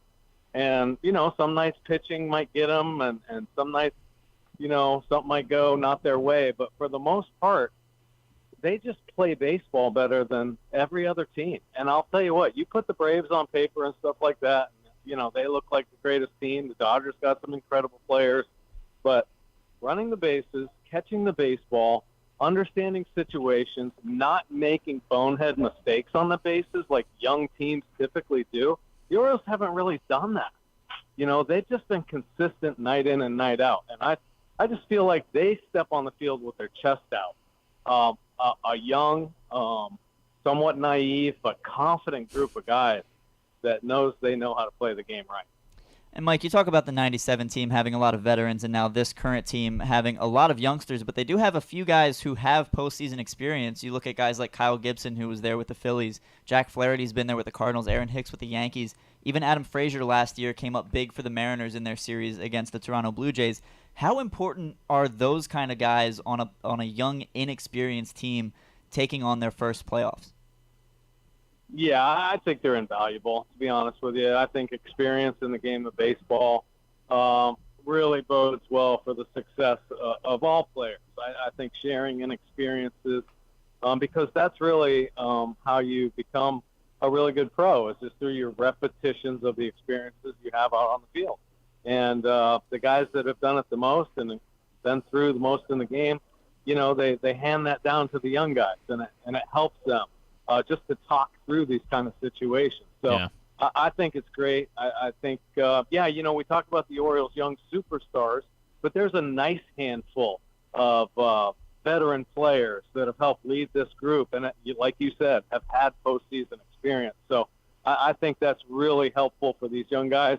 But I do think the youth leads the way. I think with, like I said, that naivete and kind of blinders on, they're just going at it, man. They're playing the game like it's supposed to be played. Yeah. There are no contract thoughts. Nobody's got egos that are above anybody else's. It's just they're just playing baseball, which makes it so pure and fun to see. It feels like Adley Rutschman, among all of these young guys, is the guy that's built to be the leader in the clubhouse in the postseason. What does it take to be a leader in the clubhouse in the postseason? How do you have to be as a player?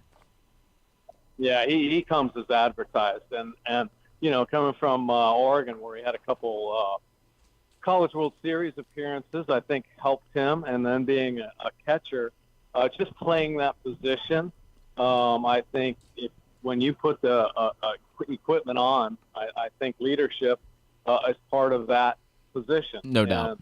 And, some guys get it, some guys don't. Adley took it and really embraced it. All right. So part of his, I guess, scouting report as he was coming up and while we were talking about him before the draft was that he had great leadership skills. He plays the game great, switch hitter, can throw, can catch, one of the best defenders, but he has leadership skills and he has great character. That stuff, when you've got those kind of guys, when you're in a locker room like that and you just look, all you got to do is look over and see what that guy's doing. The leader. What's the leader doing right here? Oh, he's getting ground balls. He's throwing, he's doing this. He's talking to his pitchers. He's talking shop. He's making sure he's doing things the right way. And that's his game. And if you ask me, I mean, it's no secret, right? Since he came up last year, they haven't been swept in a series, and they've been a very good baseball team, well above 500 since Adley Rutschman's arrival. So I think just his presence changed, the big leagues and the full organization. And I think how he carries himself, how he communicates, put a C on his chest and let him be here for the next 12, 15 years. And I would think he'd end up like Thurman Munson in that regard as far as respect from his teammates and opponents. Yeah, that's high praise. And when you look at the pitchers on this Orioles roster, Kyle Bradish going today for the O's, Andrew Heaney going to go for the Rangers. What do you see in that matchup? Who has the leg up? Obviously, the Orioles are facing a lefty, which has been a little bit more of a struggle for them this year, but what's the matchup look like for them? Yeah, well, shoot, I'm definitely biased towards the Orioles, and for the right reasons. Like I said, I think they play a better brand of baseball. But I think their pitchers have been better than anybody in the game. Kyle Bradish has been one of the best right-handed pitchers in all of baseball. Just dominant the second half of the season. Grayson Rodriguez pretty much the same way, ever since his little bout down in the minor leagues, he's come up and dominated the second half. And that's why, they're a great one-two punch. Listen, the Rangers are known, obviously, for their great offense, and they've got one of the stronger offenses in the postseason. And they're tough, 1 through 9. They got Young back as well. You make a mistake, you make two mistakes, and it could be game over. So you got to be able to execute your pitches. Yeah. And I think Bradish has just got better and better in that regard. The opponent bat having a hard time making contact off him, like 200 or below. His slider is wipeout. He has great command of his spin pitches. And I love his fastball, just the ability to locate it to all four quadrants. And I expect him to have really good success. And he had success against the Rangers this year. So, and I think the Rangers slipping in the two lefties. The Orioles have gotten Heaney before, and I think he's got really good stuff, but I think they're pitching the lefties just because of Camden Yards, the big left field wall. So trying to keep it in the ballpark. I think the lefties are favored at Camden Yards. So that's another thing to be concerned about, obviously, facing this Rangers lineup, because they can put some runs up and they can do it in a hurry with the long ball, and they have good hitters that can get on base. So they're going to challenge the Orioles pitching staff. They were pretty evenly matched, I think, through the course of the season. So this is expected to be a really tight and fun series to watch. Now, Mike, last question for you here, and it's breaking news from our friend Rock Kubako over at Masson, but John Means has been left off the playoff roster for the O's. He has elbow soreness, but they expect him to be ready for the ALCS. So if you're Brennan Hyde and you're throwing a starter out there for Game 3, who's it going to be if it's not John Means? Oh, goodness gracious. That is, well, that's a pretty interesting story here.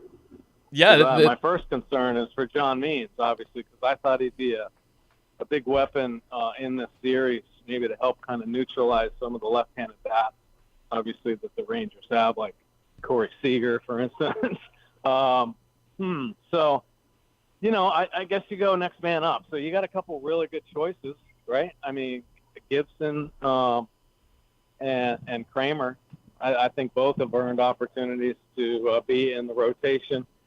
I think those spots, though, I think all this. I think the bullpen and everybody after Bradish and Rodriguez, this is just going to be matchup based. So they'll put the numbers down with Gibson facing X lineup for the Rangers, and then they'll put Kramer's numbers down there and see who matches up, and they might possibly piggyback those two guys. So, I think they have a unique situation in that they have three arms that are kind of touted to be in the bullpen, right? Potentially, with Wells is out there too. So Wells can eat up innings, Kramer and Gibson as well. And I know I didn't give you one firm answer on who should get that spot. I just know this: there are good options. Fair enough. Fair enough. And there's depth behind him. Yeah, fair enough. I'm assuming probably Dean Kramer or Kyle Gibson. That's where I think the Orioles will go instead of maybe Tyler Wells. We'll get a look, but I think those two guys are going to be the choice. Now, Mike, thanks so much for doing this for us today. What can we plug for you? Oh my goodness, I got a lot of things you can plug. First, foremost, the nonprofit I'm involved with, the League of Dreams, is just on a roll now that COVID's over and we're able to get back outside. We're having events. Please look it up, leagueofdreams.org, hometown nonprofit that gives special needs kids opportunities to play baseball and softball. And we're getting in a little bit more dive in, if you will, swimming for our special needs kids. We got a STEM program as well. I'm also working with the Baseball Warehouse, so check them out. Lessons, clinics. I talk at schools. I do all kinds of fun stuff. So I like sharing my experiences and helping kids make it through this time in their lives. Awesome. Those are great causes. We'll be sure to look them up. Mike, enjoy your day down at the Orioles game today. Enjoy your day at Pickles, and let's go O's. Yeah. Thanks for coming on today. Yeah. Thanks for having me. All right, guys. Take care. Take care.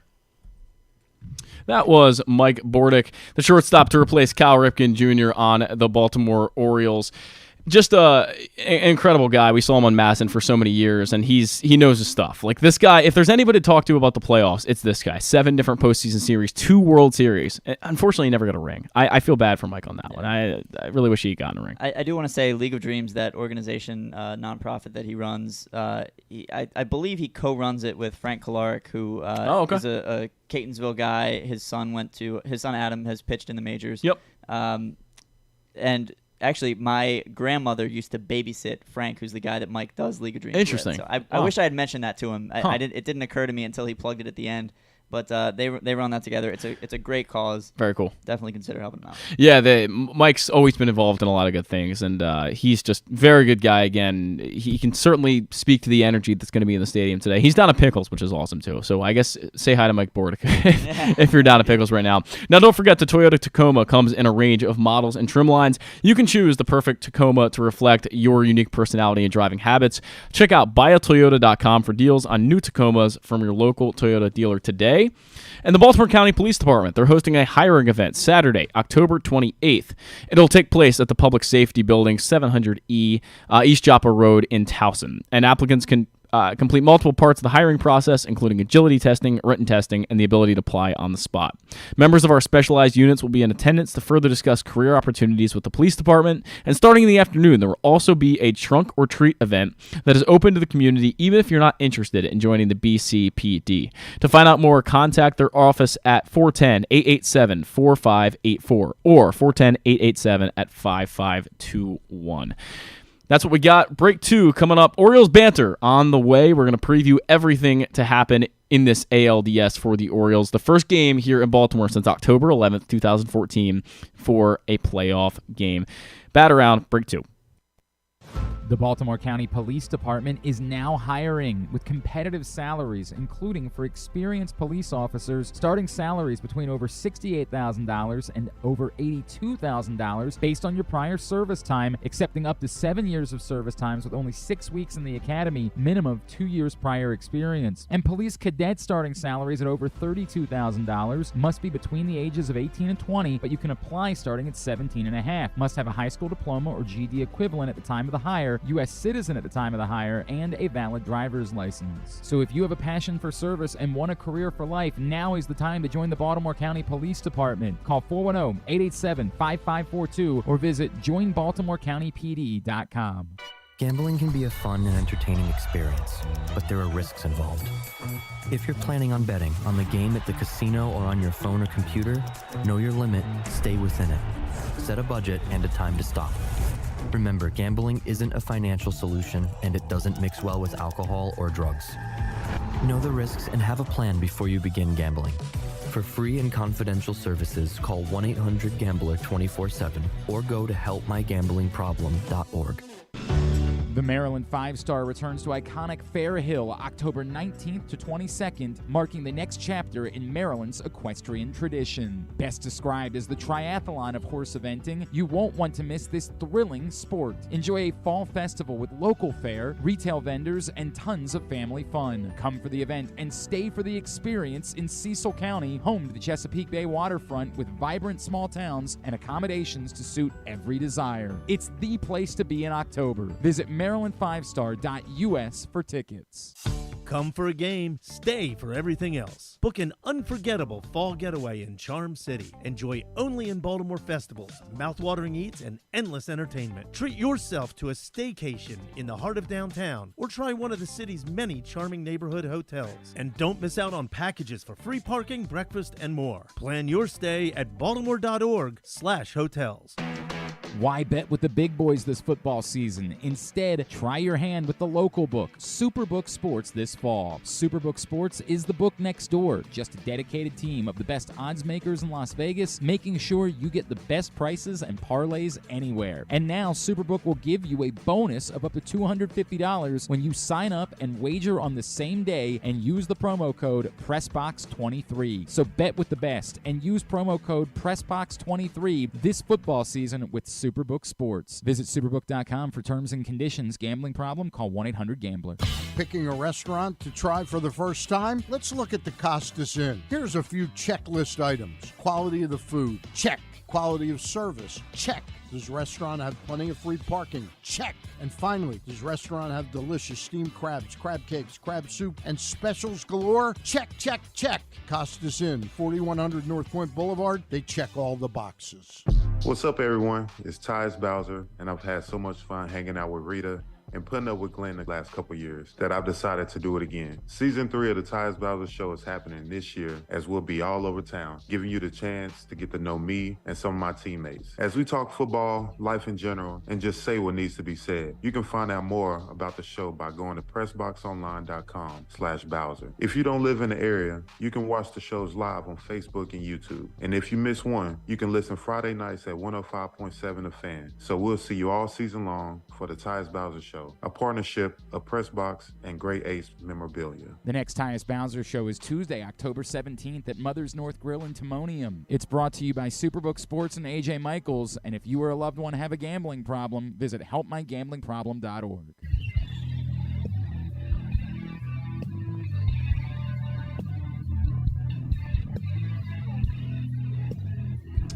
Welcome back in from break 2 to the bat around.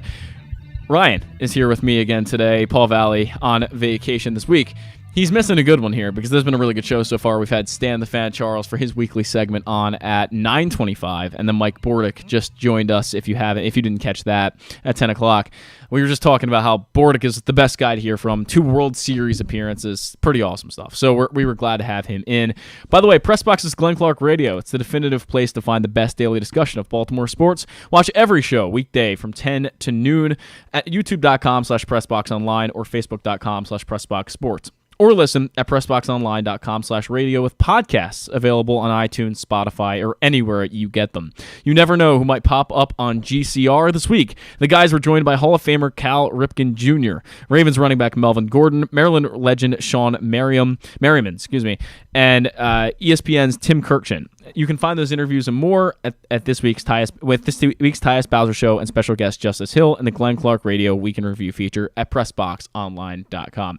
There's a new line in here, and I screwed up the read because there wasn't the Tyus Bowser Show line in here last time I read that. I was going to say, you're not trusting me with any ad reads Oh, this week, this has been brutal. Yeah, I can't get through them. I'm always going to mispronounce someone's name. Sean Merriman, I'm sorry. I won't say anything to Paul because I know Paul doesn't like to let you read the ads. Paul doesn't he doesn't let me read ads anymore. I butchered someone like 2 years ago, and he's never let me forget it. Yeah. I don't remember. I think it was like a college football coach or something, and I completely butchered it. I don't know. One of you last time or the time before I was on here gave me an ad read, and there was some like long Hawaiian last name, and I tried 3 times. Niamatololo, I think. Probably. It was the Navy head football coach. I think if I'm saying that correctly, I believe. Yeah, that's a tough one. If you've never read it or heard it, which I don't know how many people pay attention to Navy football. I guess a good amount. I don't know. I don't really pay attention to Navy football, but yeah, that's he's been on the show before, and I think he was on GCR, and I'm sorry to him. Although I don't think he's the Navy football coach anymore. I believe they moved on. Couldn't tell you. I have a friend who worked for them for a little bit, so I went to college with. Go Navy, beat Army, but that's about all I know about Navy football. When is the Navy Army game this year? I have no clue. Are you, now, I asked Stan this before, but are you a college football person? Like, would you be watching college football if the Orioles weren't playing in the ALDS? I might tune it in. I get the kickoff and score, or not score, but like end of quarter. Gotcha. Alerts From Maryland, I'm assuming, from right? Maryland, yeah. Okay. But kind of like he said, when Maryland hasn't been competitive, I kind of like they always seem to win their first 2 or 3 games and then fall off a cliff and push for like a 7-6 record maybe. Yeah. It doesn't interest me a ton, but I mean they're 5-0 right now. Well, there's a few years that I was really into DC United and watching the MLS, and then they got bad, and I was like, okay, I don't want to watch anymore. Like they came in like last place in the league, and I was like, I'm not interested anymore. It's different with the Orioles and the Ravens. I'm gonna watch every single second of every single game if I can, but that's because I grew up liking them. DC United was like a later thing for me. Yeah, and you mentioned on the show earlier that like a lot of people who are going to be at the game today cheering hard for the Orioles haven't been paying attention for the last 5, 6, 7 years.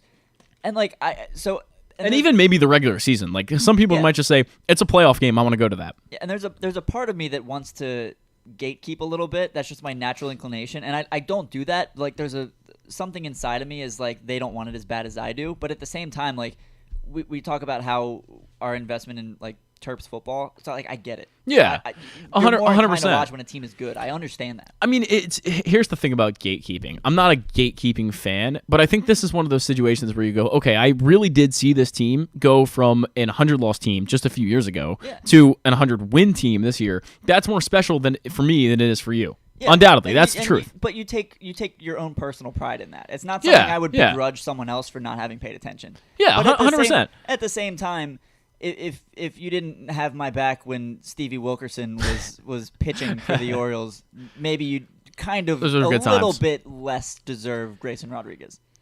Fair enough. Something like that. Something anyway, like that. I don't want to be an ass on this show. No, it's. I totally understand what you mean. It means a lot to people who have stuck around for this whole thing. Yeah. Because we heard when Mike Elias came in 2018, he said, "We're going to turn this thing around. We're going to rebuild, and we're going to be back in the playoffs." Yeah.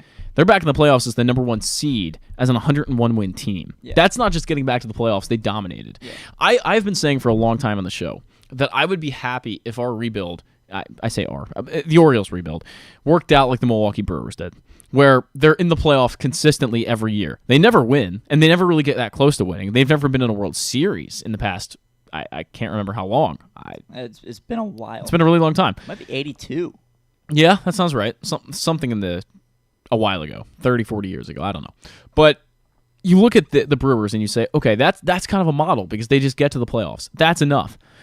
But then we started to see these things shape up, and we started to see the Orioles become legitimately the best team in baseball with the best prospects year over year over year. And we said, okay, the expectation goes farther than that now. It's not just about getting the wild card this year. We want to win 100 games and win the division, which is what it eventually had to be. You had to win 100 games to beat Tampa because they won 99. They were really good all year.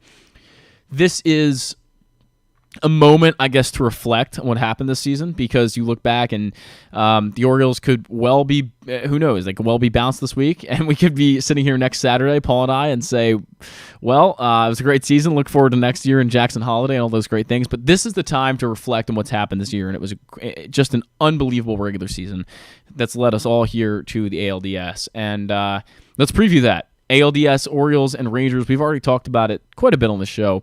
But let's first get into the matchup. We've got a roster. Oh, perfect. Let's do it. Just released. Notably, there is no Fuji. Jack Flaherty made the roster. Okay. Brian Baker is on the roster. It's kind of interesting. Baker and not Fuji. Paul Valley's going to lose his mind. Mm. Oh, there is no one who hates Brian Baker more than Paul Valley. As a player, not as a person. Heston Kjerstad is on the roster. Good. I like that. Adam Frazier, Jorge Mateo, Ramon Arias all made it in the infield. Westberg, Gunnar, Mountcastle, O'Hearn, obviously. Hayes, Hicks, Kjerstad, Mullins, and Santander in the outfield. Your 2 expected catchers, McCann and Rutschman. Pitching staff, you got Baker, Bradish, Cano, Coulomb, Flaherty, Gibson, Hall, Kramer, Perez, Rodriguez, Webb, and Wells. So no Fuji. No Fuji. Wow, I'm surprised at that. I think being that, and sorry, I was texting who was going to be a potential guest of the show. Just texted me back and said he could make it later, but I'm trying to move it to next week. Was Flaherty on the roster? Sorry, I apologize for missing that. Flaherty's on the roster, yeah. Interesting. So Stan might have been right then. If we look at this roster and we say, okay, Flaherty can give you 5 relief innings. Like he could literally, if say Kyle Bradish doesn't get out of the second today, you can bring in Jack Flaherty and let him just throw 5 innings because he's built up and he's able to do that. No Cole Irvin though, so you don't have that safety net in case you get to extra innings like Stan mentioned. And I think we have a lineup now from Rock. The lineup is Austin Hayes in the leadoff spot in left field. Adley Rutschman batting second and catching. Santander batting third and DHing. Mountcastle's at first base batting fourth. Henderson in the 5-hole playing shortstop. Aaron Hicks in right field batting sixth. Jordan Westberg batting seventh playing second base. Mullins in center field batting eighth. And Ramon Arias at third base with Bradish on the hill. Ryan, thoughts on the lineup? I like it a lot, actually. Really? Okay. Yeah, you have, you've got Mateo off the bench as a pinch runner. That's exactly the role I was hoping he would play in this postseason. So not in the starting lineup. No Frazier. I kind of expected that against a lefty. I did too. I'm glad Frazier's not here. Yeah. Henderson I would like a little bit higher because that was going to be my criticism. When they do pull Andrew Heaney, I want Gunnar batting as often as possible. I would prefer him hitting leadoff. Mullins 8th. I love. Mullins is my X factor in the series.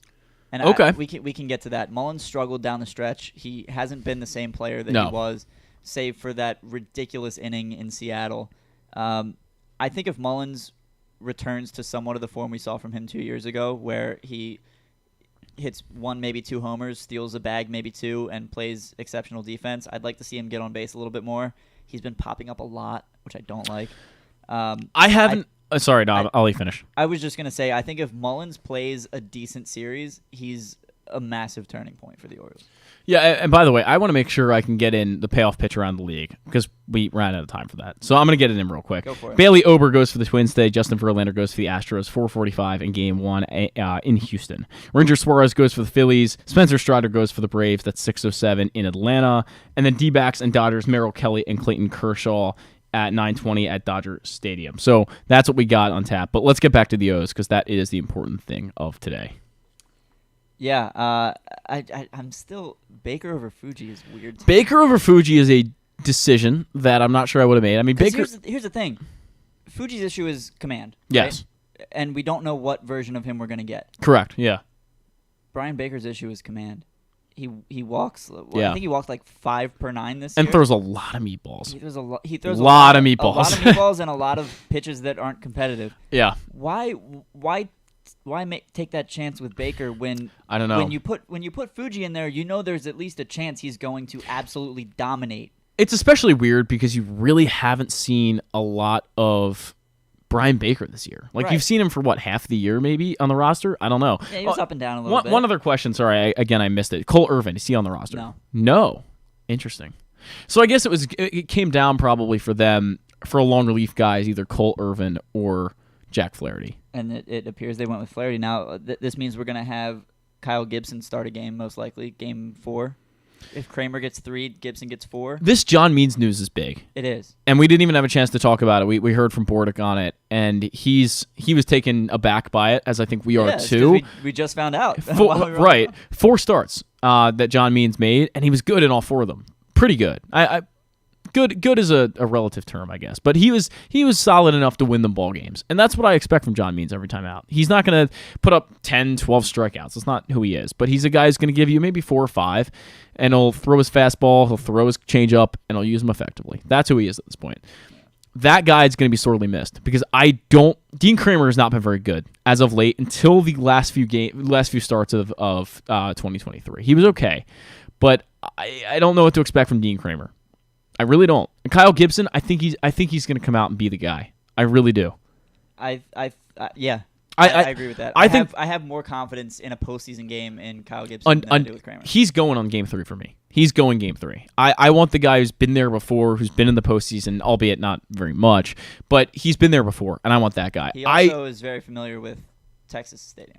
Although, it's a new stadium. I don't know how much he pitched there. Gibson. Still, it's relevant. He's familiar with the area, of the fans. I mean, the team. It's good context. Yeah. Dean Kramer is not the guy I'm trusting Game 3. I'm trusting Kyle Gibson. I think I'm with you there. I would say, for the most part, every big Orioles game where they needed Kyle Gibson to step up, he has. There were maybe 1 or 2 that he didn't. But I think he stepped up when he needed to.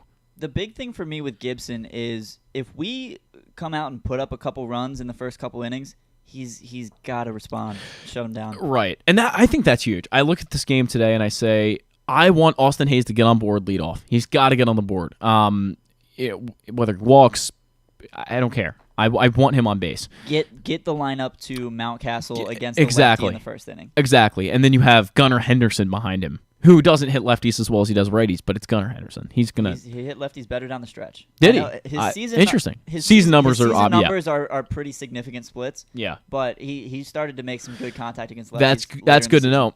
I'm assuming Ryan O'Hearn will get an at bat today once Heaney gets pulled. Yeah, that's the thing. You've got O'Hearn to pinch hit. You've got Heston Kjerstad to pinch hit. Mateo off the bench is speed. Yeah, maybe a little bit of defense. You move Gunnar over to third. Sure. Mateo in because Arias. He won a Gold Glove last year, and his defense was one of the worst on the team. To me, this is the part of the lineup where I go, yikes.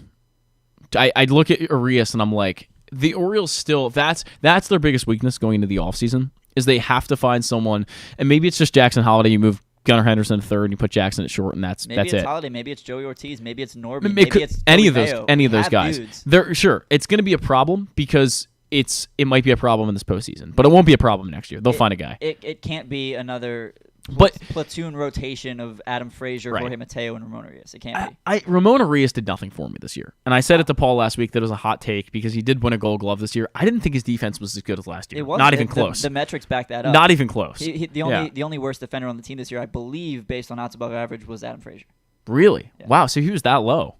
He was like minus 9. Jeez. Okay. Well, that's good context, too. And Ramon Arias' bat, he hits about to a 700 OPS every year, which is the league average, more or less. Like, you're hitting to a league average OPS. Your OPS plus is 100. You're batting 250, 260. Like, nothing Ramon Urias does is special. So the fact that he's there in the 9 hole is kind of discouraging to me a little bit. But he is against lefties, and I think his splits do favor lefties, if I'm correct in that. You might know more than I do, but yeah, I look at this and go... wait, Urias? Yes. Better against righties, actually. Really? Yeah. Wow. At least that was the case when I looked at his splits in like July or August. Okay. He was way better against righties. I have, to be honest, I haven't that paid may too have much changed. attention to him Yeah, in the past few months. -6 outs above average for Yeah. Urias in the field this year. Jorge Mateo, love that off the bench. Ryan O'Hearn, love that off the bench. Kjerstad, I don't know entirely what to expect from Kjerstad because he's just kind of a big question mark there. But he's going to hit the ball hard. That's about it. And he's going to get an at-bat probably later tonight in a pinch hit opportunity, I would assume. Who does he? Well, I guess he could hit for like an Urias or a Westberg, and then they bring in Mateo and do something there. But he'll probably hit for Urias. He's not going to hit for Aaron Hicks. He's not going to hit for Anthony Santander. He's not going to hit for Hayes. True. He's not going to hit for Mullins. Yeah. So I think it would have to be one of those infielders, and then you sub out Mateo to replace him. It's frustrating to me with Cedric Mullins. He just hasn't played, and you mentioned this a minute ago, and I just want to build on it. He hasn't played great baseball lately. He just hasn't. And it's been... He's far removed from his 30-30 season, and he doesn't look like that guy anymore. No. And that's fine. He doesn't need to be on this team because there's so many other guys that are really, really good. But that's exactly why I said that if he can find a little bit of that, that's huge for the Orioles in this series. I think he'll show up this series. I agree with that. I think he's going to show up. I don't know in what capacity. Defensively, maybe, but he's going to show up. I think we'll hear his name a few times. Mm-hmm. Now, Ryan, if you're looking at the series, we're getting close to 10:45. We're going to do take to Rake or so, and then we're going to call Paul. We're going to talk to him a little bit. But before that, let's get into a little bit of predictions here. I hate to be this guy, but you've got to make a prediction. Orioles Rangers series. What are we looking at? Oh, that's tough. Give me the Birds in 5. Birds in 5. Yeah. You know what? I'm going to second that. Okay. I like that. I think this is going to go down to the wire. The big thing for me, I keep saying it to you, I said it to you off air, the Orioles have to score first today, and they have to score early. They do better when they score early, to me. And maybe the numbers would say that's wrong. But if you look at what Gunnar Henderson does at the top of the lineup basically all year, and he's been in that leadoff spot for a good chunk of the year now, he gets this team started.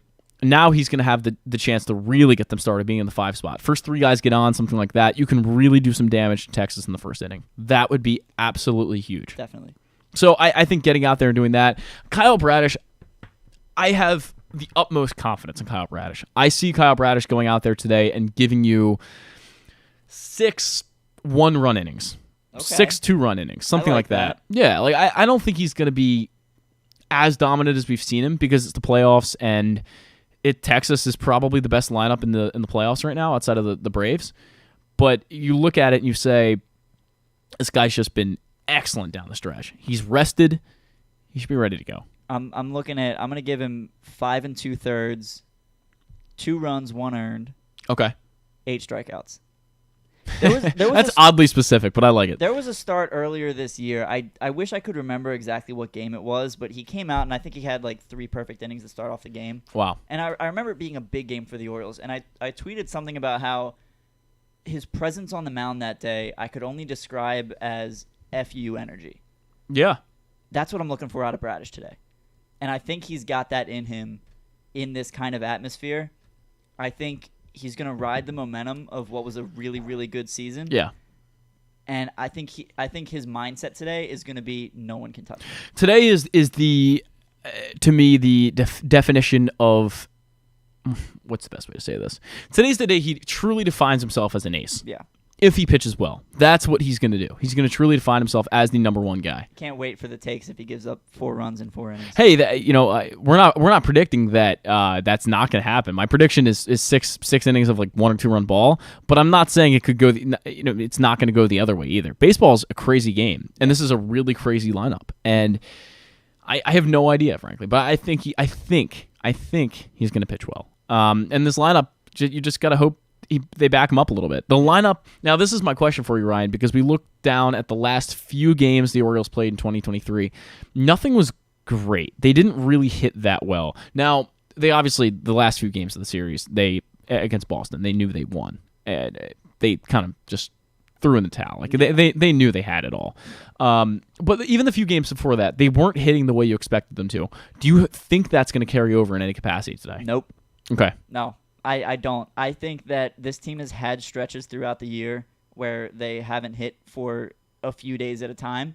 I think they got it out of their system. Okay. They're going to put up a 6th spot today. I love Birds in 5, though. I think my prediction is the Orioles win today. They're going to win a close game today, maybe a 1 or 2 run game. Tomorrow they're going to lose. They're going to go out there and Grayson, he's going to pitch well, but he's just going to be outmatched, and they're going to lose. And then game 3, Kyle Gibson's going to come in and give them the best Kyle Gibson you can see. I really believe Kyle Gibson's going to step up. I'm very confident in Kyle Gibson. Ryan, but I'm going to finish out our thoughts and at the end of the show here. But are you any other things that you have to preview on this game or the other games coming up in the series? I just wanted to say because we haven't touched on it yet, and I'm looking up numbers just to confirm. Yeah, the Rangers bullpen, not great. They're not great. It's not 2014 Detroit Tigers bullpen, right, but it's not great. They blew I think close to the most saves in a single season ever. Aroldis Chapman is their big guy. Yeah. And if Chapman comes, someone's going yard off Chapman this series. Yeah, I believe so. Yeah. I believe so. It's gonna. It would be fun if it was a lefty too. Yeah. Like a lefty Henderson bomb. Oh yeah. So fun. Like Devers taking Chapman deep as a rookie on like 102 mile an hour fastball. Anyway, I just want to say that because a lot of fans are saying the Orioles' weakness is their bullpen, and I think that is the case. Yeah. It's the Rangers' weakness too. Yeah, so absolutely. If it becomes a bullpen game, it's not as much of a disadvantage as we might be making it out to be. And that's why I think everything's going to be close, because I think both these bullpens are going to be subpar. And I don't know. We'll see. And I have it's impossible to predict this. Like I could be completely wrong tomorrow, but I'm doing my best to give you my honest opinion, and I think both bullpens are struggling. And that's a good point. I have to look into what the Rangers might do game 3 starting pitching wise. I'm not really sure yet. But in game 1 and game 2, Jordan Montgomery is going to be tough tomorrow. Andrew Heaney is hittable today. You just got to take advantage of situations when you have them. You have runners on second and third with 1 out, got to score them. That kind of thing. It's the little things that are just going to add up to the Orioles being able to win this game. Now I'm going to call Paul for Take the Rake, and you can finish your thoughts on what's happening during this series. Sounds good. Yeah, I mean, I don't have a ton of further thoughts, to be completely honest, but I can riff a little bit. I think this is a good matchup for the Orioles. I mentioned at the beginning of the show, it would have been kind of gratifying to be able to take on the Rays ourselves. And to be completely honest, after seeing the Rays' performance against Texas these last couple days, I think the Rays might be a better matchup for the Orioles. Not because they're a worse team than Texas, but I think we would be catching them at the right time. Lost a ton of guys to injury, the whole Wander Franco situation. It's just a mess over there right now, despite them winning 99 regular season games. And we played them 13 times this year, won 8 of them. So we know that team well. I think the Rangers present a little bit of a tougher task for the Orioles, but I said Birds in 5. I'm sticking with Birds in 5. Yeah, fair enough. I think that's where I'm at too. We have Paul Valley on the line. He sounds hyped up. Like he sounds extremely hyped up. So I'm excited. We're gonna get some energy from Paul. How you doing? I'm doing good, guys. How you doing? How's the show going? Really good show. Mike Bordick was great. I don't know. We got something squeaking in the studio now. I'm in a golf cart. It was for some reason at this golf course there's a speed limit. Oh, that we hit. Interesting speed limit. So we had Bordick on. He was great. Stan was great as usual. So things went smoothly today. We're pretty pumped up to be out there in the rain. Probably I'm under the roof section. I'm in section 77, so I'm under the roof, which is nice. It's going to be good for today. I will not be. Paul, I want to talk to you a little bit about Take the Rake, because nobody had a good week. I don't think anybody won. Every single player we picked. I picked Kjerstad and Bryce Harper from the Phillies. You picked Mountcastle and Yandy Diaz. All of them had just 1 hit in all of the games that they played. So everyone had 1 hit. Nobody raked. Nobody won. Nobody wins. Nobody won. I think Mountcastle was like 1 for 8. Kjerstad was 1 for 5. Bryce Harper was like 1 for 6, and Yandy Diaz was like 1 for 8. So nobody did well. Nobody won. Okay. So how do you want to do Take the Rake today? Are we going to do a playoff one again? I guess we have to, or Orioles, or how are we going to do it? Well, let's do. Why don't we do 1 Orioles, and then we'll do 1 other player one other player from either league. Okay. Actually, no. Why don't we do one other player from either league? Whatever anybody wants to do. I vote that Ryan picks first today since he was gracious enough to fill in for us today. So Paul, do you agree with that? Ryan picks first. Yeah, sure, and we do appreciate you filling in as always, Ryan. You always do a great job. Thanks for being so dependable. Yeah, man. Always happy to do it. I appreciate you thinking of me, of course. Man, a lot of pressure going first. All right, well, I'm going to take what I think is probably the chalk pick for the Orioles with 2 lefties on the mound for Texas in games 1 and 2. I'm taking Ryan Mountcastle for the Orioles. And then around the league, oh, man, that's tough. You know what? I'm going to take – Give me Royce Lewis to stay hot for the Twins. Okay. Royce Lewis. Okay. Paul, you can go next. All right, I'm going to give me Gunnar Henderson. And give me Ronald Acuna Jr. Man, I like that. And by the way, while you guys have me, O's and 4. O's and 4. We said O's and 5. That's where we were at. I'm going to go with Freddie Freeman from the Dodgers, and I'm going to take Austin Hayes. I like Austin Hayes. Austin Hayes. I expected you to go Rutschman. I feel like he's going to show up. He probably will, but I'm confident in Austin Hayes too, especially with the lefties on the mound. I like that for him. Yeah. And he's leading off today. I'll tell you, man. What's that? And he's leading off today, Austin Hayes. He is. I'll tell you, man, I went Gunnar Henderson because I just feel like he's the Orioles' big game player. I feel like when the Orioles have a big game, he's the guy that shows up. Even against a couple of lefties, man, I think he's going to be a big-time player in this series. And I think he's already in the national spotlight, and it's going to just cement him even more. No doubt. We look for an incredible series here, and I guess we'll know the result next Saturday when we are in. And we're all nervous, but I think it's going to be a lot of fun, even in the rain, and hopefully things go the way we want. Paul, enjoy your golf vacation. Hopefully things are good down there, and you're playing good. What are you shooting right now at the turn?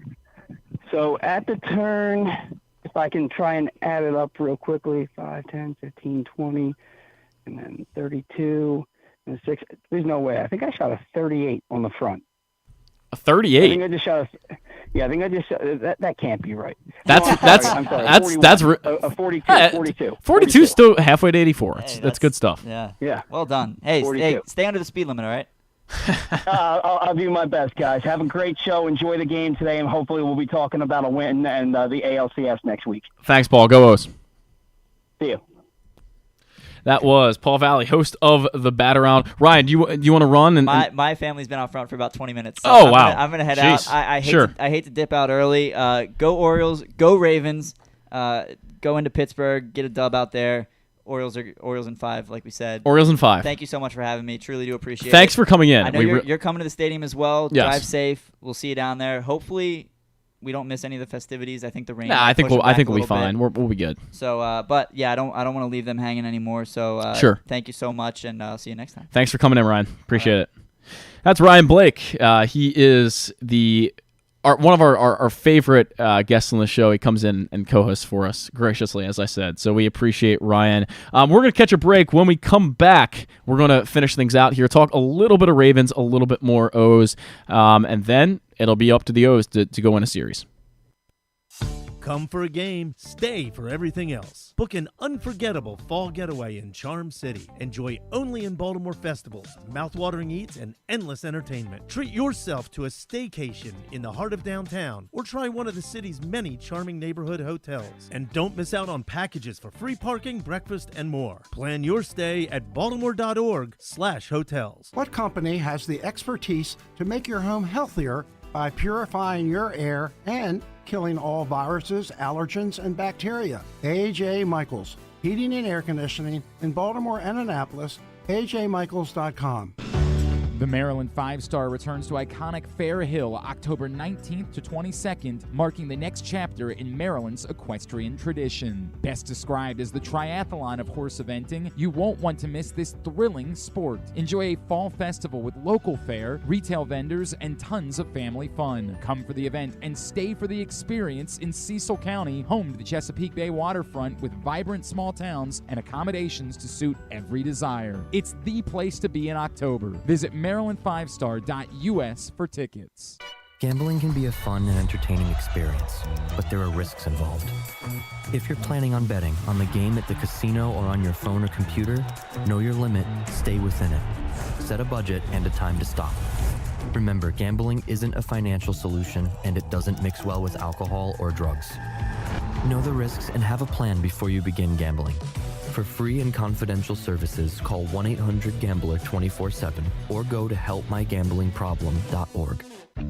Whether your focus is luxury and comfort, convenience and technologically advanced connectivity, or sporty performance and aggressive styling, we've got the perfect Highlander for you. Check out buyatoyota.com for deals on new Highlanders from your local Toyota dealer today. What's up, everyone? It's Tyus Bowser, and I've had so much fun hanging out with Rita and putting up with Glenn the last couple years that I've decided to do it again. Season 3 of the Tyus Bowser Show is happening this year, as we'll be all over town, giving you the chance to get to know me and some of my teammates. As we talk football, life in general, and just say what needs to be said. You can find out more about the show by going to pressboxonline.com/Bowser. If you don't live in the area, you can watch the shows live on Facebook and YouTube. And if you miss one, you can listen Friday nights at 105.7 The Fan. So we'll see you all season long for the Tyus Bowser Show, a partnership of Pressbox and Great Ace Memorabilia. The next Tyus Bowser Show is Tuesday, October 3rd at Guilford Hall Brewery in Station North. It's brought to you by Superbook Sports. And don't forget, if you or a loved one has a gambling problem, visit helpmygamblingproblem.org. 6 chicken tenders made from fresh, never frozen Royal Farms world-famous chicken, a family-sized order of Western fries, honey mustard dipping sauce, and a 2-liter bottle of Dr. Pepper. It's Royal Farms' new Tucker's Tenders Meal. It's Justin Tucker's favorite, and at only $19.99, it'll be your favorite meal too. The new Tucker's Tenders Meal, available only at Royal Farms. Now you can kick back, relax, and eat like a champion. Real fresh, real fast, Royal Farms. The latest edition of Pressbox is available now. On the cover, Bo Smolka dives into what's next for Lamar Jackson after receiving one of the biggest contracts in football history. Is Lamar ready to take the Ravens to the next level, now with a new offensive coordinator and new wide receivers? Also inside, we look at what new football coaches Brian Newberry and Pete Shinnick bring to Navy and Towson respectively. And we meet players from the college football and soccer programs around the state. Pressbox is available for free at over 500 area locations, including 60 Royal Farm stores. And you can always find the entire edition as well as the best daily coverage of the O's, Ravens, and Terps at PressBoxOnline.com. Welcome back in to the Bat-Around, now flying solo here to finish things out. There's a little more than a week left to pick up this print issue of Pressbox. On the cover, Bo Smolka dives into what's next for Lamar Jackson after receiving one of the biggest contracts in football history. Is he ready to take the Ravens to the next level with offensive coordinator and new wide receivers? Also inside, we look at what new football coaches Brian Newberry and Pete Shinnick bring to Navy and Towson, respectively. And we meet players from the college football and soccer programs around the state. Pressbox is available for free at over 500 area locations, including 60 Royal Farm stores. And you can always find the entire edition, as well as the best daily coverage of the Orioles, Ravens, and Terps at PressBoxOnline.com. The place to be after this and every Ravens game day is Pressbox's Project Game Day. Glenn Clark and Rita Hubbard react live to every game, offering their truly uncensored opinions about the team's decisions and results in every game. Plus, they'll be joined by some very special guests during the year, and you can chime in live during each show as well. Watch the shows live at youtube.com/PressBoxOnline or Facebook.com/PressBoxSports, and check Glenn Clark Radio or the NFL Chick on Twitter for a Zoom link that will allow you to be part of the show. Tomorrow will be a very special edition of Project Game Day. The show will not start after the Ravens game, but instead begin after the Rangers and Orioles game. As Glenn and Rita break down the Ravens and Orioles games with Super Bowl champ Femi Adebayo and a special Orioles guest as well. That's tomorrow, only a special Project Game Day following Game 2 of the ALDS. Project Game Day is brought to you by Superbook Sports, AJ Michaels, and HelpMyProblemGambling.com. Finishing things out here on the Bat-Around, we look at the Ravens. They go to Pittsburgh and play the classic Pittsburgh-Ravens matchup, an AFC North matchup that's always going to be tough for the Ravens, but I think they're going to go in there and win that one. Don't want to talk about that one too much, but it is a big game. We're going to be rooting for the Ravens at 1 o'clock. We'll see the Orioles on at 4. Today, the Orioles are on at 1. Again, Kyle Bradish, Andrew Heaney. The stakes are really high for the Orioles. They want to get out early, start up quickly, and make sure that they win this one, because I think it's going to help a lot down the line. So really excited for that. I will be out there, and we'll certainly be catching up on the Ravens and the Orioles tomorrow as well. We hope by the time that we are back next week, things are happy because we have a win for the Orioles in the ALDS, and we're looking forward to the ALCS. So go O's, go Ravens, and to finish things out, I just want to remind you the Tyus Bowser Show is back for Season 3. Tyus and a special guest will join Glenn and Rita all over town throughout the season, giving you the chance to have the inside scoop and rub elbows with your favorite players. The Tyus Bowser Show is a partnership of PressBox and Grade 8 memorabilia and brought to you by Superbook Sports, AJ Michaels, and HelpMyGambling.com. For more information, visit PressBoxOnline.com/Bowser. The next Tyus Bowser Show is Tuesday, October 17th at Mother's North Grill in Timonium. As I said, go O's, go Ravens.